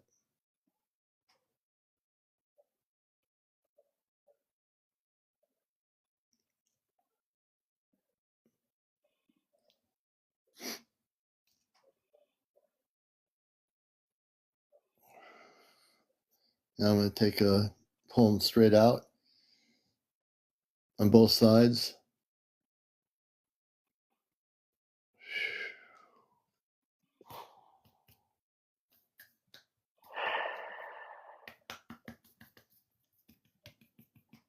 came out of the opposite shoulder. Yeah.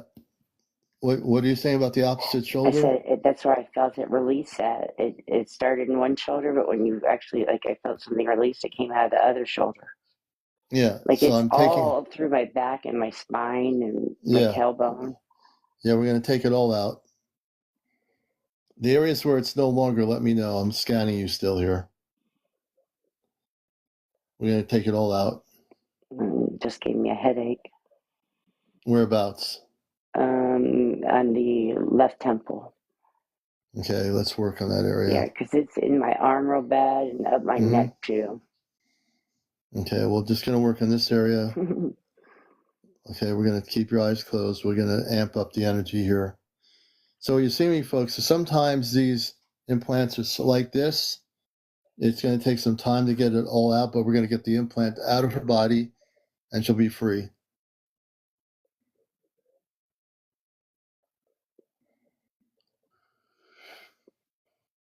I'm working on the head area. I can feel it. I can feel it deep in my back, even though you say it's the head. I can feel it deep in my shoulder, my back. We're gonna work on everything here. So we're gonna work on everything here. The reason other night I was walking through the house and I literally heard something say to me that I had been abducted. I was like, "Excuse me?"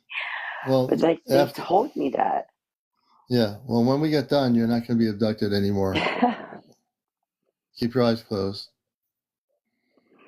Focus, focus, focus. Here, we'll help. We're going to make sure that she has no more. Something cracked. Okay, we're going to work on your shoulders here. We're clearing everything out. I'm going to dissolve the implant that's in your body. We're going to dissolve the implant.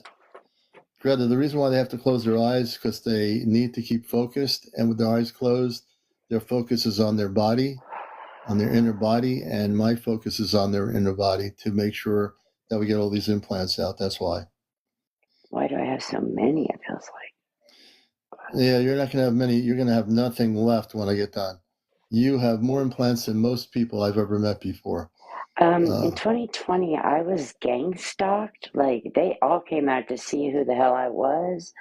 I don't know if all these implants are to prove to the world that something is real or what it is, but I feel a very close connection to the stars. And when you say Ashtar, so weird. About 2 years ago, a little boy,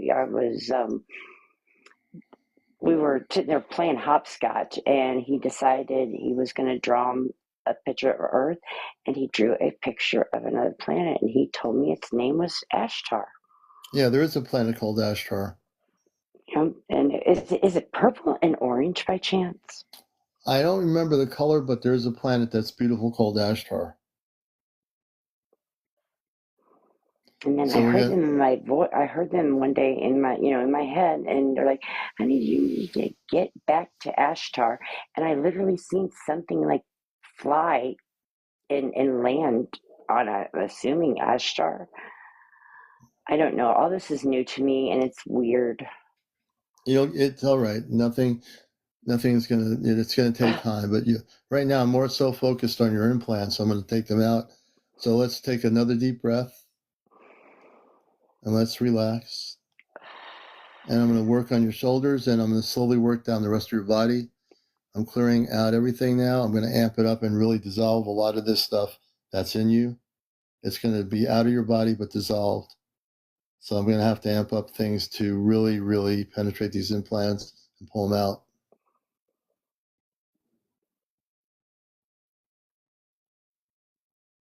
See, at first I wasn't thinking it was like implants. I was thinking I just needed some energy work done in like my biofield or whatever. But now you have implants in you. The more I watched your show, the more I'm like, I think I've been abducted. Yeah, no, you were probably abducted, but we're getting the implants out. So if you're watching the show here, folks, we're taking implants out of her body slowly. We're working on your shoulders right now. I'm going below the shoulders. I'm going to really go in there deeply to grab the implants. And I'm going to scan your body. And as I scan it, I'm going to know it, and you're going to feel the energy. As I scan it, you'll tell me when to stop. And as I stop to the area you tell me, I'll pull the implant out. I'm just scanning you right now. Okay, hold on.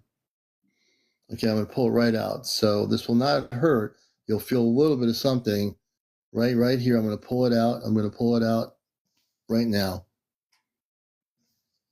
It's almost out. Tell me when it's out. I'm going to do one more thing here. Almost. Wait, twisted.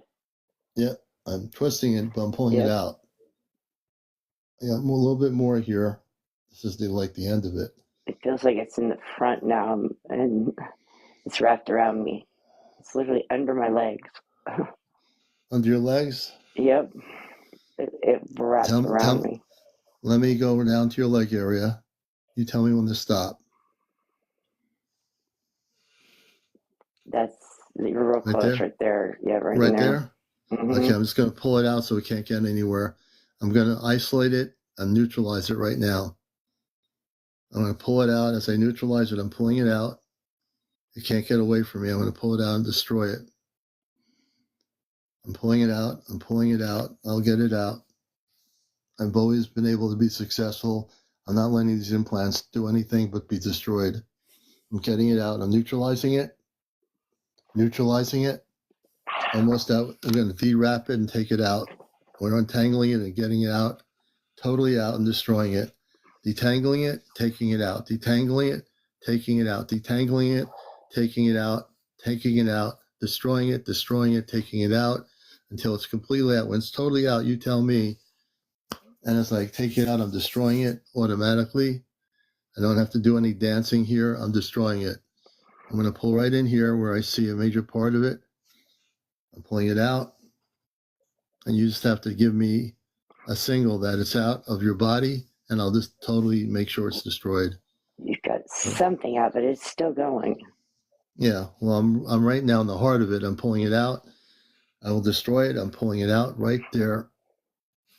I'm going to keep pulling it out and destroying it. I will take it out, totally out. I'm pulling it straight out. It's straight coming out. like up my thigh right this moment. So weird how it's moving all over my body. Yeah, it's trying to get away from me, but I'm going to just, I'm actually, now I'm really going to, now this thing is getting me annoyed. I'm going to take I'm going to actually use a beam of light and destroy it. Give me a second. I'm going to shoot a light into your body. Hold on. Keep your eyes closed, please. I asked my father and the Ashtar Command to help me here.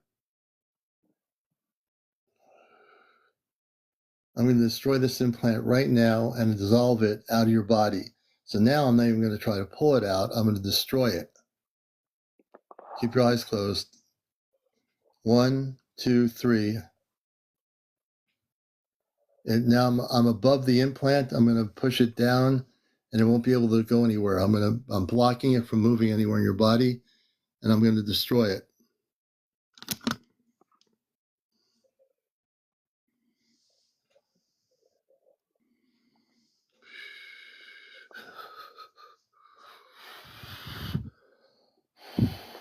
It's almost like I feel a shot. Yeah, I'm shooting light energy into your body to destroy it. I'm shooting a lot of light energy into your body right now. I'm determined to destroy this particular implant, and I will definitely destroy it.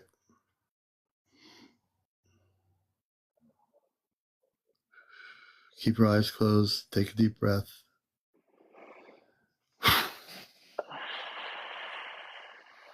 Take a deep breath.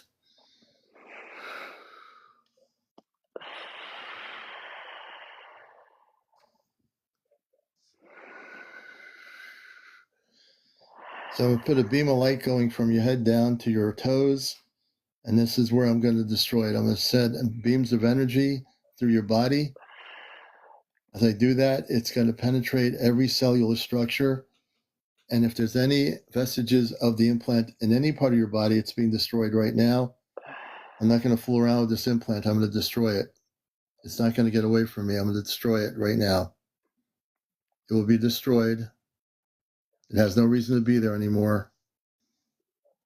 It will be destroyed now.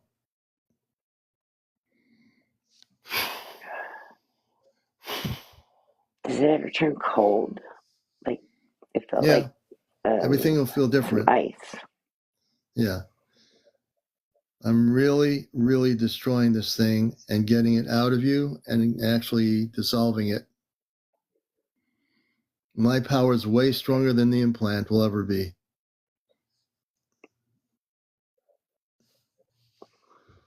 In 2020, I felt like, I know this sounds crazy, but I felt like there were bugs crawling on me when there was nothing there. Yeah. That happened because the negative ETs were doing stuff to you. That's why. Yeah, it was bad. I knew something wasn't right in 2020.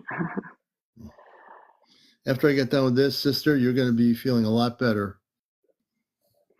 Like I said, I've been working on them on my own. I've released quite a few of them, but I knew there was more.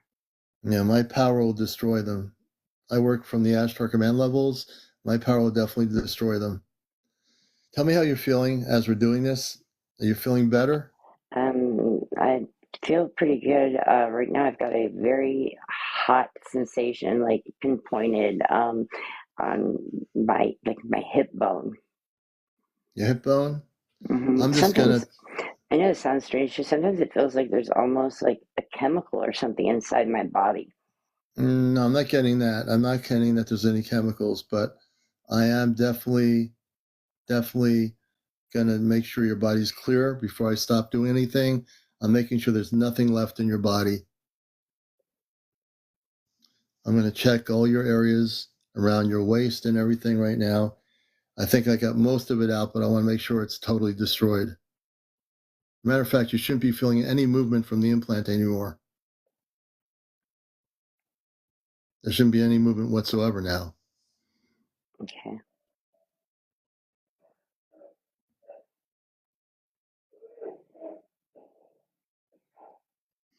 And after we're done doing this, we're going to do a little bit of a thing I do at the end that will protect you forever.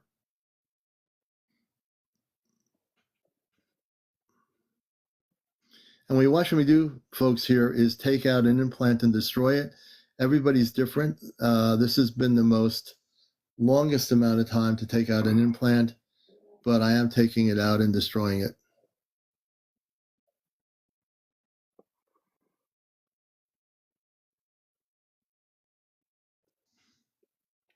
We're getting closer. What's happening? We're getting closer. Like I see it. It's like changing direction or something. I can actually see stuff going on now. Yeah. Because I do Well, get visions and things. yeah. So keep your eyes closed. We're almost done. I'm amping up the heat energy. So I'm going to start from your top of your head, and we're going to shoot that down and beam it down into your whole body. I'm not going to work on one area. I'm going to work on the whole body. I'm saying a really high level of energy. Turn off your mind for a minute. Just switch it off for a minute.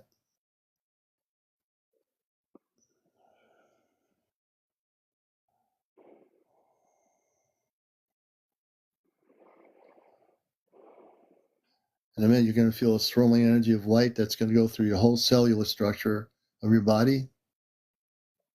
And it's going to go all the way down to the bottom where your feet are and back up. So we're doing a clearing. We're making sure everything is cleared. Every cellular structure in your body is cleared from the implant that was in there. And it's completely dissolved. It's completely destroyed. You're going to be completely healed of that from what I'm doing here remotely. I'm using my hands here. I'm not using any special technology. I'm using what has been given to me by my space father.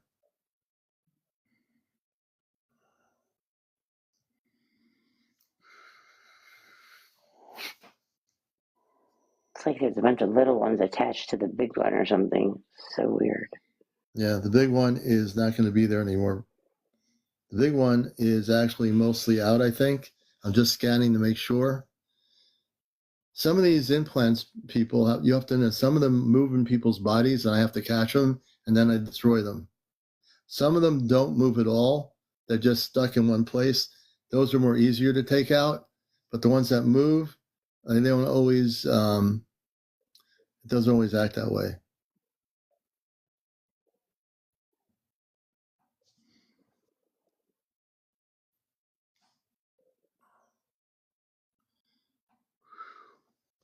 The little bit of it that's moving, we're going to find it and we're going to definitely take it out.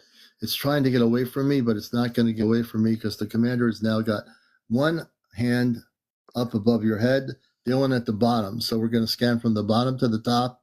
It's going to try to go up and down, but I got the energy coming from both ways, from the bottom of your feet and then from your head. So let's do this. You're going to feel a little bit of heat energy going both ways. We're going to amp it up. Whatever the thing that's left there is trying to get away, but it won't be able to go anywhere. If it goes up, I'm going to get it. If it goes down, I'm going to get it. And now I'm going to get it. So here we go. Getting closer. Tell me when to stop. Tell me when to stop, and I'll get it. It's trying to go up towards your head. I'm going to stop it. Tell me when to stop. I rely on you. You're real close to on it. I could tell it's trying to move. There. Yeah. Tell me when to stop, and I'll get it. It's going up around your neck area. It's actually kind of cornered. It can't get back down. It's in your neck and near the head area right now. Tell me when to stop, and I'll get it. I'm blocking it from going back down. Tell me where it is. It's in the middle of my spine. I feel it, like just a pinch, like almost like a needle prick. Like right here. Tell me when. Yeah, it's moved again. Okay. Now it's in my shoulder, the top of my right shoulder, or top of my left shoulder. Left shoulder? Okay. Top of my left shoulder. Yeah. I'm gonna block it from going out of the shoulder. Tell me where it is right now, and I'll get it. 1 second. It's back in the back. It's coming back. It came like through my body almost, it feels like. The right shoulder. Back in the right shoulder blade. Right shoulder? Okay. Right there. Okay. I'm gonna go in there and I'm gonna try to get it and take it out. Right there. Right there.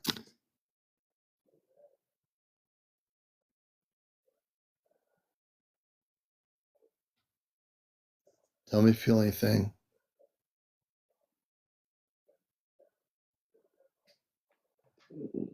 Yeah, and I can kind of see it spinning. Okay, but what I'm doing right now is an area where it's been. I'm trying to pull it out of your body in that area. Okay. Do you feel that? I feel it whipping all over the place. It's like going up this whole side of my body again. This thing is like insane huge. I feel like I'm encased in it. I mean, I literally feel like I'm encased inside this thing. No, you're not going to be encased in it. Give me a moment.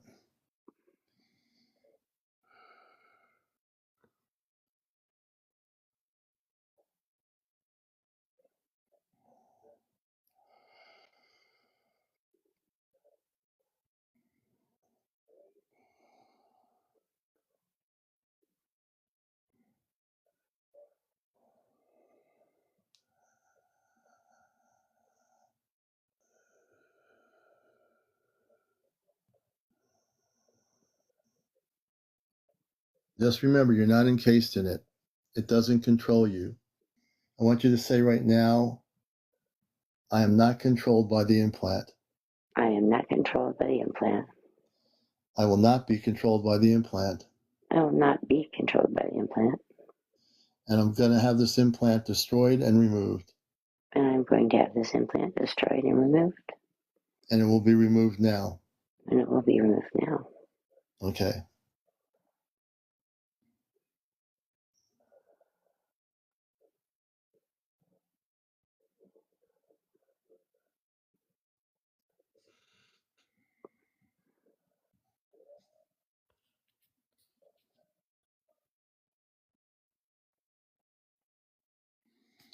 And I think it's Miss Angel You need to relax. This is somebody else in the chat room.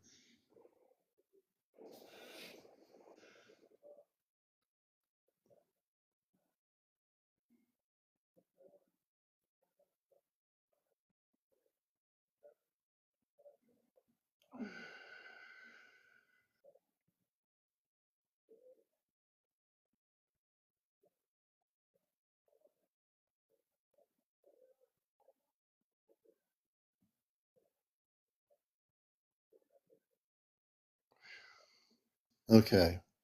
Now this is the big part right here. We're going to try to take the whole thing out. Just work with me here. Say, I want this released. I want this implant released. You're not allowed in my body anymore. I want this implant released. And I'm going to have the commander take it out right now. The commander's taking it out right now. Okay, let's just do this thing.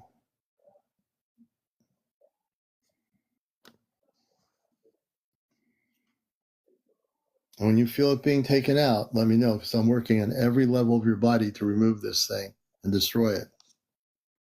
I'm not just staying in one area. I'm going all over the place here. Yeah, I can feel it in different areas on my body. Like I said, I don't understand this stuff.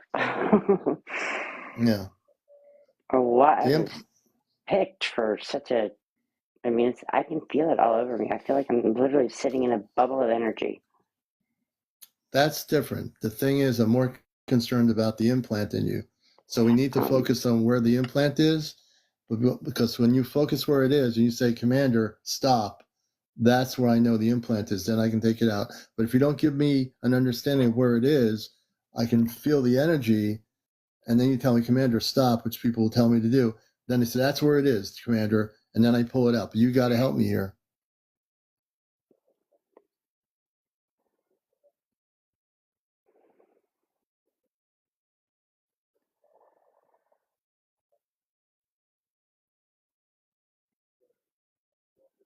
Now we can isolate it from moving, and then I can pull it out. It's right in there. Right there? Right there. There's one. Yes. Okay. Now, I don't know if it's like the main one or if it's another little one, but yeah, it's probably one of the main ones. So I'm going to take that out. Let's not let it move. Stay right focused on it. Keep your eyes focused on it within. We're going to take it out. When I'm pulling it out, you need to tell me how you're feeling. I'm going to take it out now. In that area, I stopped. You told me to stop. Just focus on that one area, not the rest of your body. Just focus on that one area, and we'll be good. One area. We're going to take it out.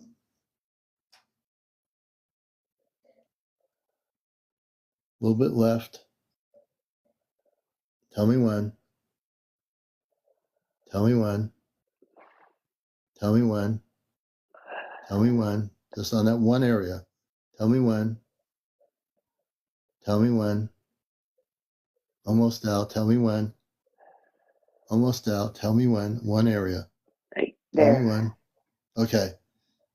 Tell me when it's out. Tell me when it's out. We're going to pull the whole thing out. We don't have to go through the whole body. I'm taking it out on that one area. I'm going to take the whole thing out. All of it's going to come out, and I'm going to destroy it. Just focus on that area. Don't go anywhere else. I want you to keep changing your mind. Just stay right there. That's where it is. It's trying to fool you and trying to fool me, but I'm not fooled. It's right there. We're going to pull the whole thing out and destroy it. Almost. Almost. Every part of your body, it's dissolving. Right now, we're taking it out. I've had it. I'm not letting this thing do it anymore. I'm taking it out. I'm taking the whole thing out. I'm going to pull it all out and destroy it. Stay focused on it. Don't defocus. Stay focused. I'm going to destroy this implant. Stay focused. Stay focused. It's almost out. You tell me when I've got it out of your body. It'll be out of the body in about 2 minutes. Stay focused. Do not change. Stay focused. I'm destroying it. I will destroy it. Stay focused. Stay focused. I'm taking the whole thing out. It's going to be destroyed. It's going to be destroyed. I'm taking the whole thing out. As you're watching this, it will be destroyed. I'm taking the whole thing out. Do not Change your focus. Stay right there. You're doing good. Stay right there, please. Almost out. You tell me when I have the last part of it out. Almost. Stay focused. Stay focused. Almost. Totally almost. Almost.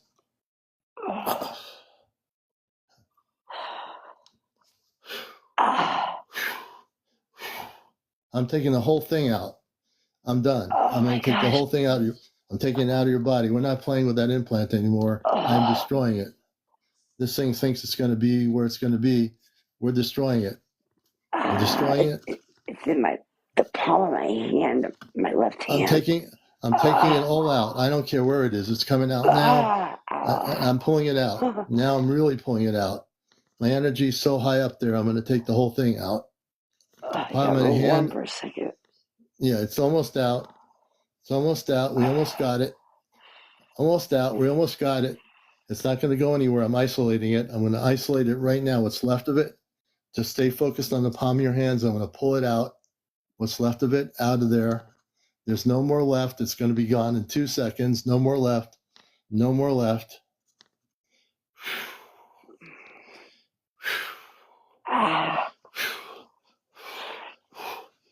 I'm taking it out. It's not going to get away. I'm taking the whole thing out. All of it.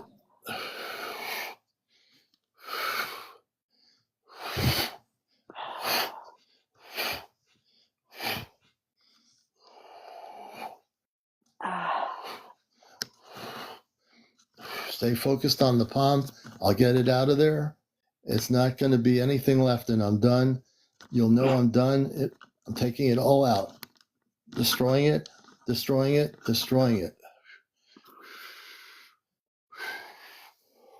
Giving it up to God, giving it up to the Creator.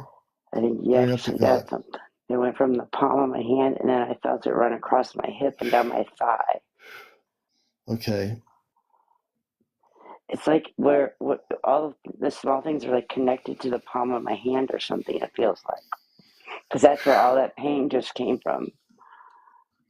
I just took a lot of that implant out of your body. Did you feel that? Yes, I did. I felt the energy, and I felt it trying to run from you, like it's trying to hide deep in the palm of my hand or something.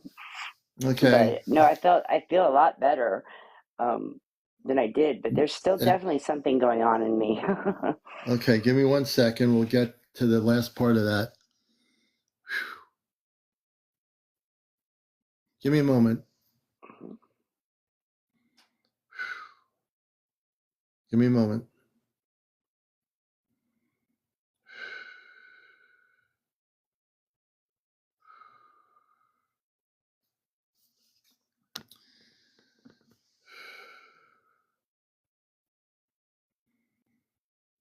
I know my father's watching on the ship, and my family is. Most of it is out. There's maybe a little bit left that's moving around. I'm going to focus now. I had to just take a break for a minute.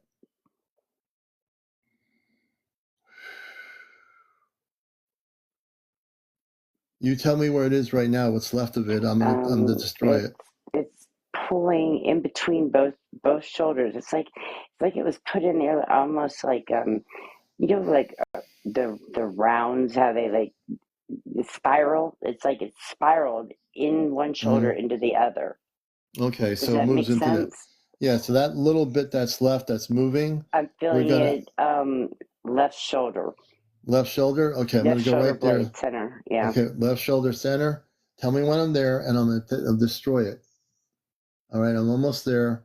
You tell me when to stop. That's so important. Oh, you're so close. Stop. It feels like you're almost like running right down beside it. Tell me when. Tell me when. Tell me when. I'm closing in on it. I know that. Tell me when. Tell me when, please. You're right. You're okay. Hold on. You're real close. Right there. Okay, I'm going to take it out now.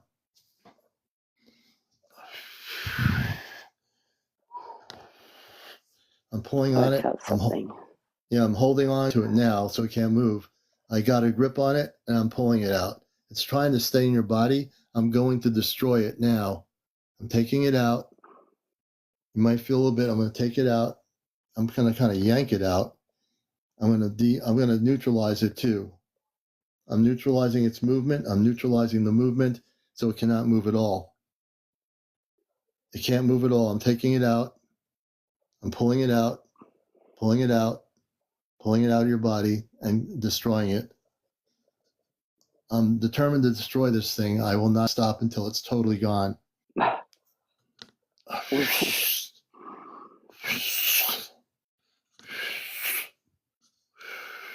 I've neutralized it. I've neutralized this implant and it cannot get away now. I'm going to get the rest of it out. It cannot move anymore. It cannot move. It's going to be taken. It's almost out. Tell me when the last part of it is out. I need to know from you when I've pulled the rest of it out. I'm pulling it, pulling it, pulling it, pulling it, almost pulling it. It's not getting away. You know it's not going to get away. You won't let it get away. You control your body. It does not control you. You control your body. It does not control you. You are empowered. You control your body, and you're going to tell it to leave, and I'm going to pull the rest of it out. You do not want it in your body anymore.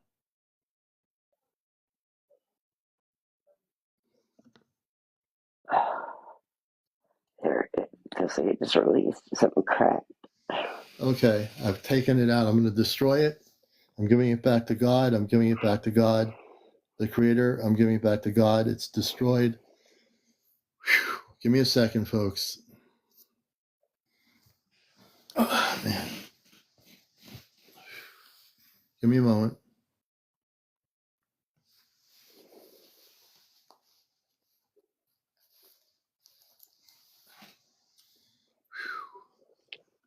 I smelled something. How do you feel?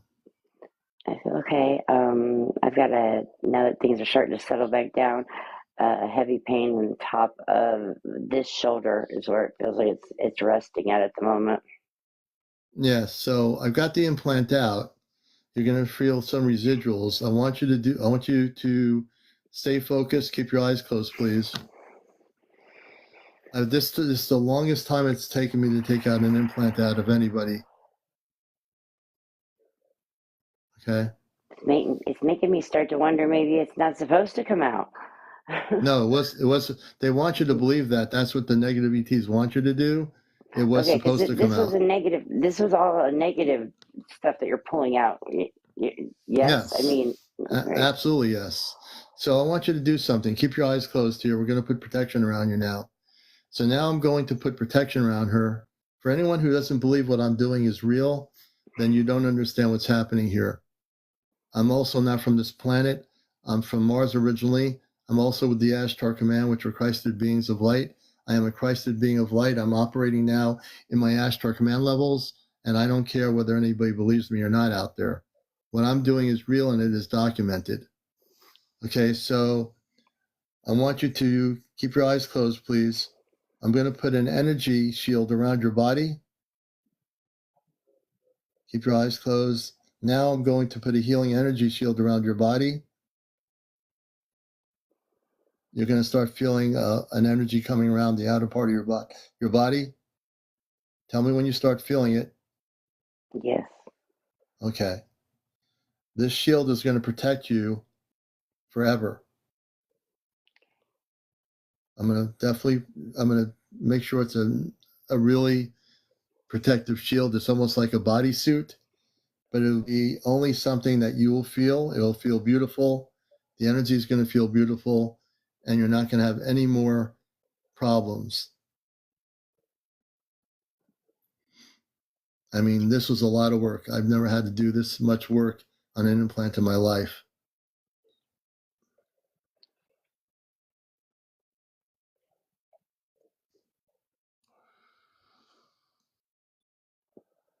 I feel it swirl around in my hip. Yeah. I have the energy of light that's going into your body. The Christed life is going into your body. Your body will heal wherever the implants were. They will be healed with light energy.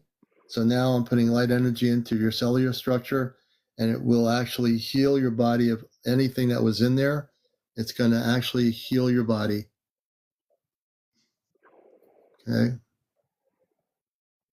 I'm putting the shield around your body. You're the only one who will be able to feel the shield of light. Your body's going to feel more relaxed when you go to sleep tonight. There's going to be a lot of healing going on in your body. There's no more implants in your body. Not anymore. There are no more implants in your body. They were never supposed to be there. They should have never been there. And they were put there by lower vibrational ETs. Okay. And I've defeated them by doing that. What I'm going to also do now is scan with my energy of my hands. I'm going to scan the area, and we're going to find out where those ETs were. And when we find them, we're going to send them off planet. So I have the ability to do that. Whether people believe me or not, I have the ability with my Ashtar consciousness to scan where they are. And they're actually afraid of me because I work with the Ashtar Command, which is the highest level of Christ consciousness. They're afraid of the Ashtar Command. And now they will be forced off planet, and they will not come back. They're not even going to come back near you. The implant they put in you has now been destroyed. And it was also their way of keeping attached to you and connecting to you. They will no longer be connected to you. And you're now free, sister. What I'm going to do is I want you to say these very important words. I am a cosmic. I am cosmic. Christed. Christed. Being of light. Being of light. And I will no longer ever. And I will no longer ever. Be controlled. Be controlled. Or implanted. Or implanted. By anyone. By anyone. I am now free. I am now free. I am now love. I am now love. I'm now unconditional light. I am now unconditional light. And there you go. You can open your eyes now. Look in the camera. Look at me. You look much brighter. Doesn't she look better? Do I look a little brighter? I'm going to have to check it out. Yeah, you look much better. I feel better. I do feel better. I'm not going to lie, though.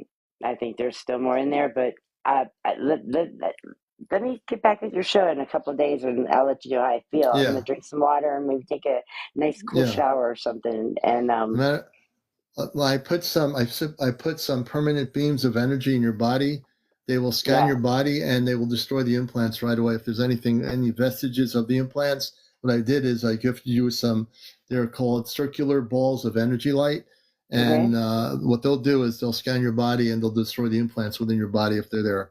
If there's more there, okay, wonderful. If there is more there, bringing me on the show. I absolutely appreciate this. Yeah, you're looking much better. Yeah, well, thank you.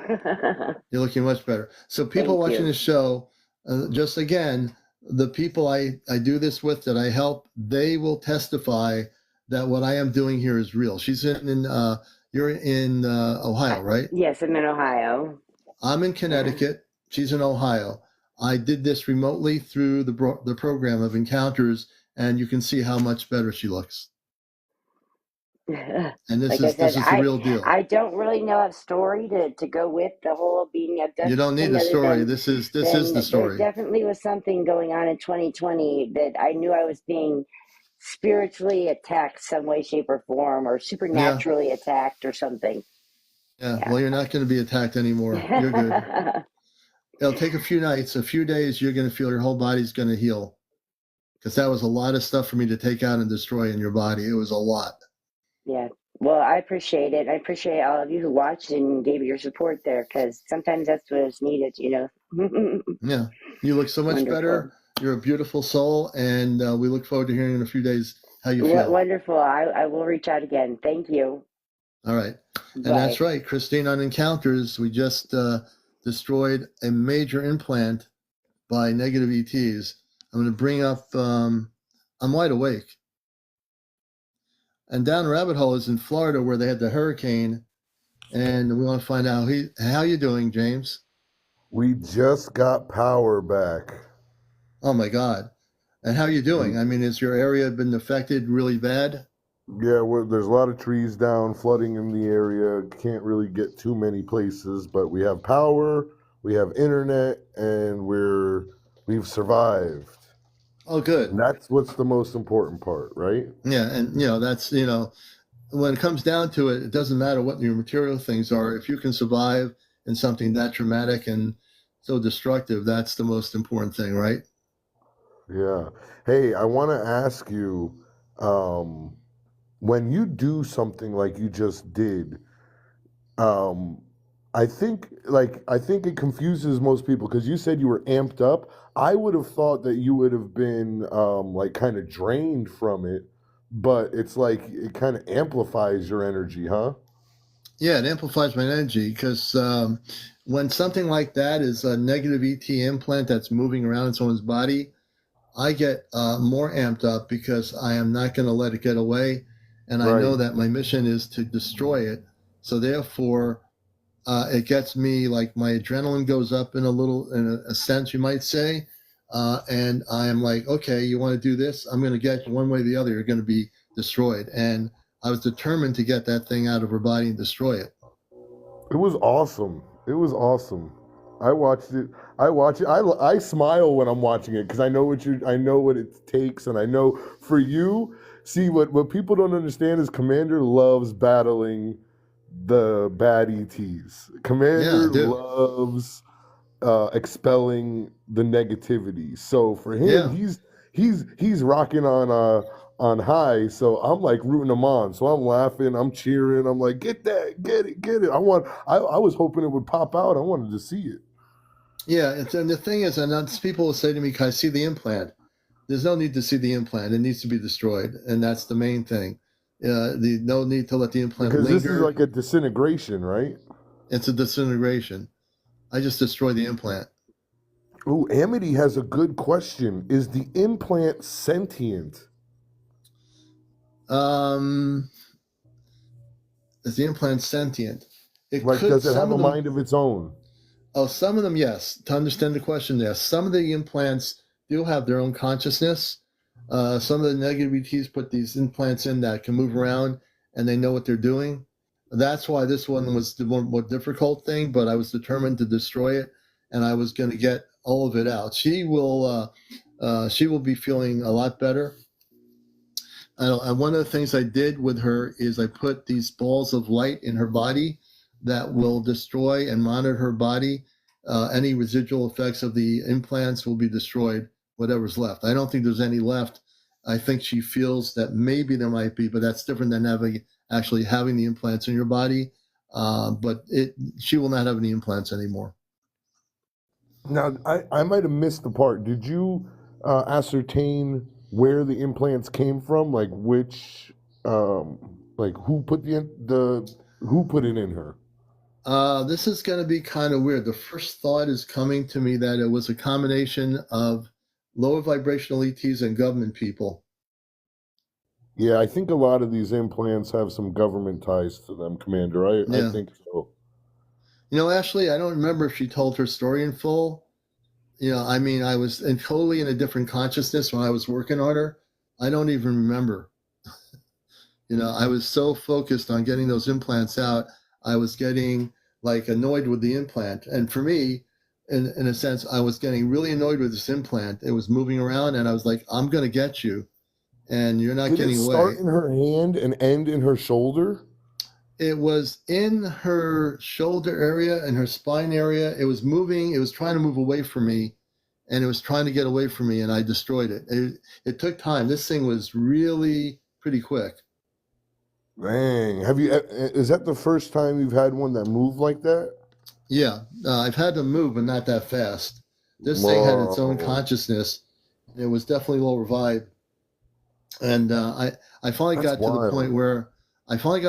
where I was just not going to have it anymore. So I went in full force and I said, "I'm going to get you," You and I know what did. it You want to hear what's weird, Commander? When you're doing it, I don't know if anybody else can feel it, but it's like I can feel the energy. And you want to know what the energy is portraying itself like to me? Like you're getting a lasso. Like you got a lasso and you're like throwing it around the implant, like, and surrounding it with your energy and just like whoosh, just crushing it. Yeah, basically that's a good analogy of how to put it. That's like exactly Ghostbusters almost. Like, you know, when they shoot the ray and get the ghost, yeah. like that. Yeah, it's definitely a good analogy, because what I am doing, if people watch my shows, and what these shows are going to be on my YouTube channel, anyone who's had an implant taken out during my encounter show, they'll tell you it's been different. They feel different. They're free. They don't have anything anymore in them. Yeah, implant buster. That's a good one. So, I think, I try to balance the show, talking about positive stuff, about the space people, about contact. But I mean, I've been given the ability to take out implants, so I'm not going to sit here on the show and say, I'm not going to help anybody. Then, what's the point of having the abilities my father gave me if I don't use the abilities to help people? So I go by case to case basis. I do not, I'm absolutely, one of the things I won't do is have the whole show be about taking out implants. But I do on each show at least take one or two implants out, and we talk about disclosure, about the government cover-ups. We talk about all the different things about contact that's going to happen. So I cover everything, but because I have the ability, I'm not going to sit here quietly and say, "Oh, you have an implant. Good luck to you." If they tell me their story first and then they have an implant, I'm going to usually meditate for a second on it and say, well, maybe I need to help them. And normally if I decide to do that, I go in full force and I destroy the implant and get it out. Most times it takes me maybe 5 or 10 minutes to get an implant out. This time it took me longer because this implant was all over the place. Right. And it was probably bigger too. Oh, this implant was really big. It was all over her body. It was going all over the place. And it was making it look like it was bigger than it was. So it made the illusion of being everywhere, and that it wanted not to be able to be found. So if you can make yourself look like you're everywhere and you're in one place, it's like going into one of those circus things. You go into where they have the mirrors look like you're in every mirror. It looks like you. So it looks like it's almost like it's like this lower vibrational implant is like the funhouse. It says, no, I'm over here, I'm over here, I'm over here. In fact, it's only in one place, but it makes it look like it's everywhere when in fact in her body it's in one place, but it wants to confuse you. Now I've got a weird question for you. Do you think that these implants do you think that there's a physical entity that stays within proximity of it, or is it just being monitored from a ship? Sometimes it can be either or. I think the implants are being monitored from a ship, and sometimes the ship with the entities are monitoring it in the ship. They could be, far away from where this person is. They can be a cloaked ship nearby where the person is, but so they don't like it. So physically, it's not like they have to have a physical ET hanging out. Yeah, and I was gonna say, Ashley, we'll have to get her story. I know how I got to the implant before I got to her story. Well, we did the reverse. We got to the implant, which was good, but we didn't get her story. We'll get Ashley. We're gonna have her on in a few more days, and I want her to tell her story, so we'll hear her story. And Ashley's one of my moderators, so I appreciate that. Yeah, but the thing is, I think that the implants, folks, when I take them out on my show here, I'm doing it with the palm of my hand. So this looks like any other human hand. The only difference with my hand is that my father gave me some ability that allows me to take out implants. I'm able to destroy them. Commander, somebody had an interesting question. They said, do you think that surgeons or doctors are part of the government and they could also put implants in from surgeries? That is a great question, Cassie. And I think Bodega, I'm going to go back. Let's see here.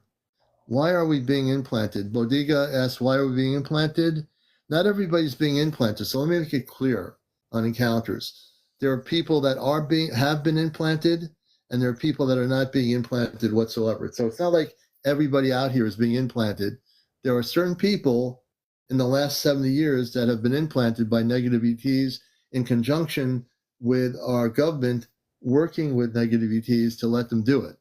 She So our did. She government, said she had a surgery in 2021. yeah, Christine said she had a surgery in 2021. the Is 21. that when Okay. did you start to feel it shortly after that?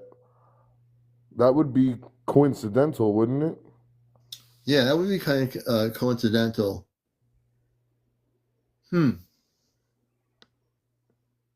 Very interesting. Oh, wow. And it was a back surgery, too. Ah, see?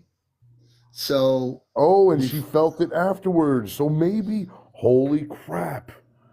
The government put an implant in her. Oh, my gosh. Christine. Yeah. Now, but wait, didn't she say that did she have a memory of She an said she had abduction? an abduction memory, yeah. So I know she was abducted. We're gonna have to bring her back on. We got to when she comes back on, Commander.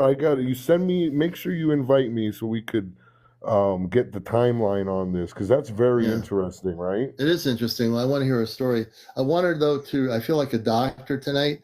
I want her just to relax her body. Yeah, just the next chill. few days.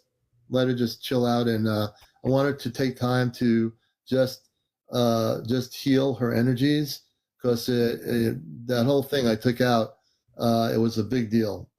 Hey, can we bring Ashley up so we can ask her a question? Oh yeah, Ashley, sure we can. Let's see here. Whoops. Let me see here. What's going on here? I gotta make sure Ashley isn't a government infiltrator. No, you're right. I know. I'm joking. Hey, he's joking with you. Let's see. Ashley can bring herself up. Ashley's a good friend of mine. And we're going to bring Ashley up here. And Ashley is with us here live on Encounters, the No One Spiritual UFO Talk Show. No. And we'll have her on in a second. People in the chat are asking about implants. Don't think that every surgery is going to get an implant, guys. Commander is not saying that at all.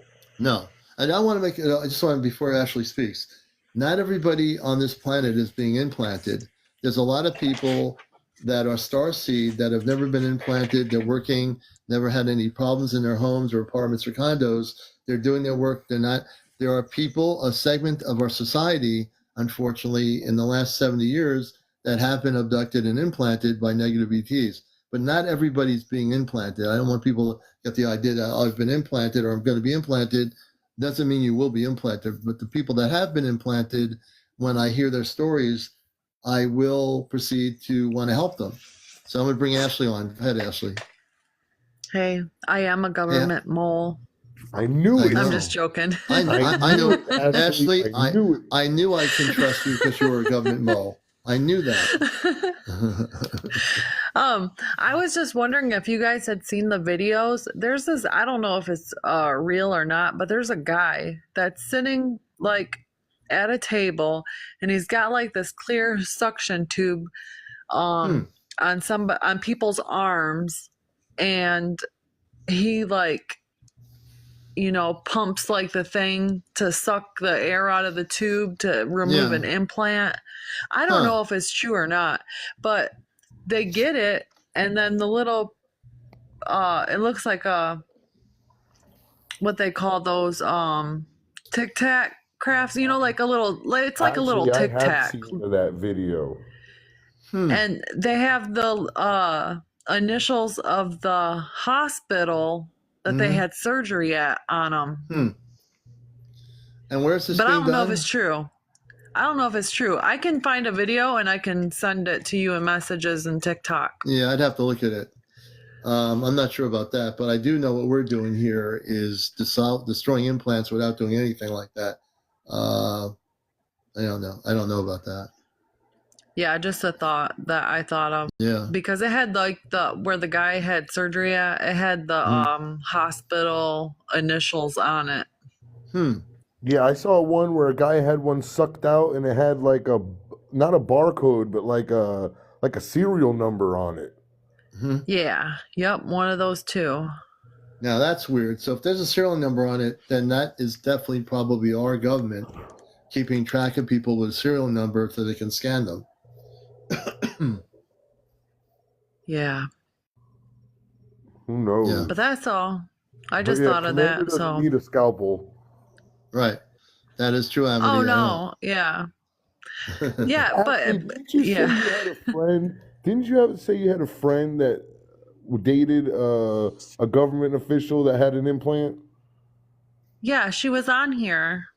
Yeah. Oh, And remember, she, Commander was pulling it out, and I got she it out. pulled the rest out, and it was. She said it felt like a long stitch coming out, and she showed us it, and we had her burn it away from our property and bury it.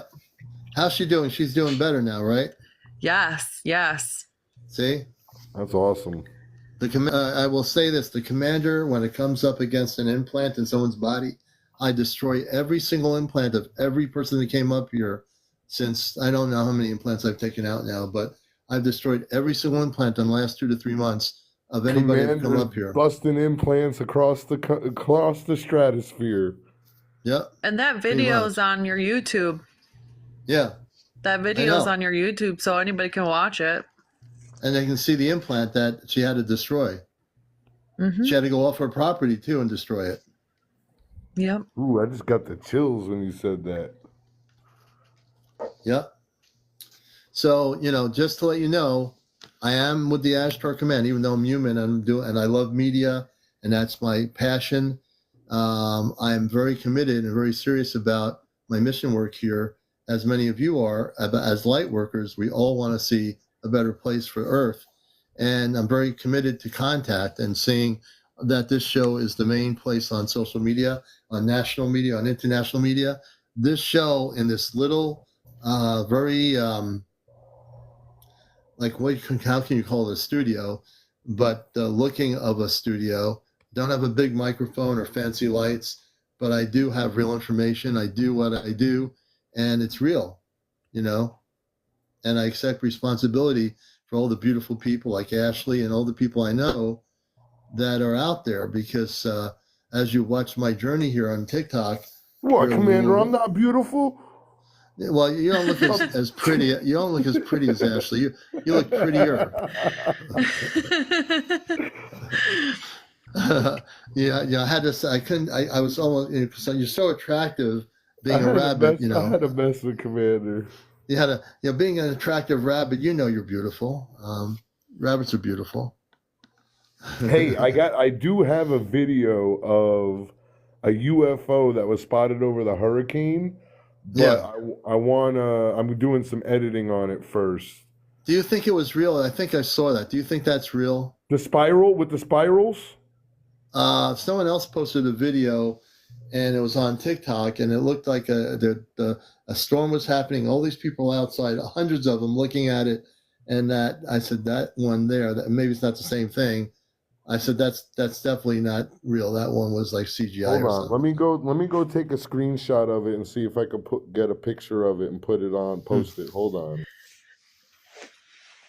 I'll bring up something about that. There was this guy, Lawrence Jordan, and he got a few days ago, he got together this huge group of people.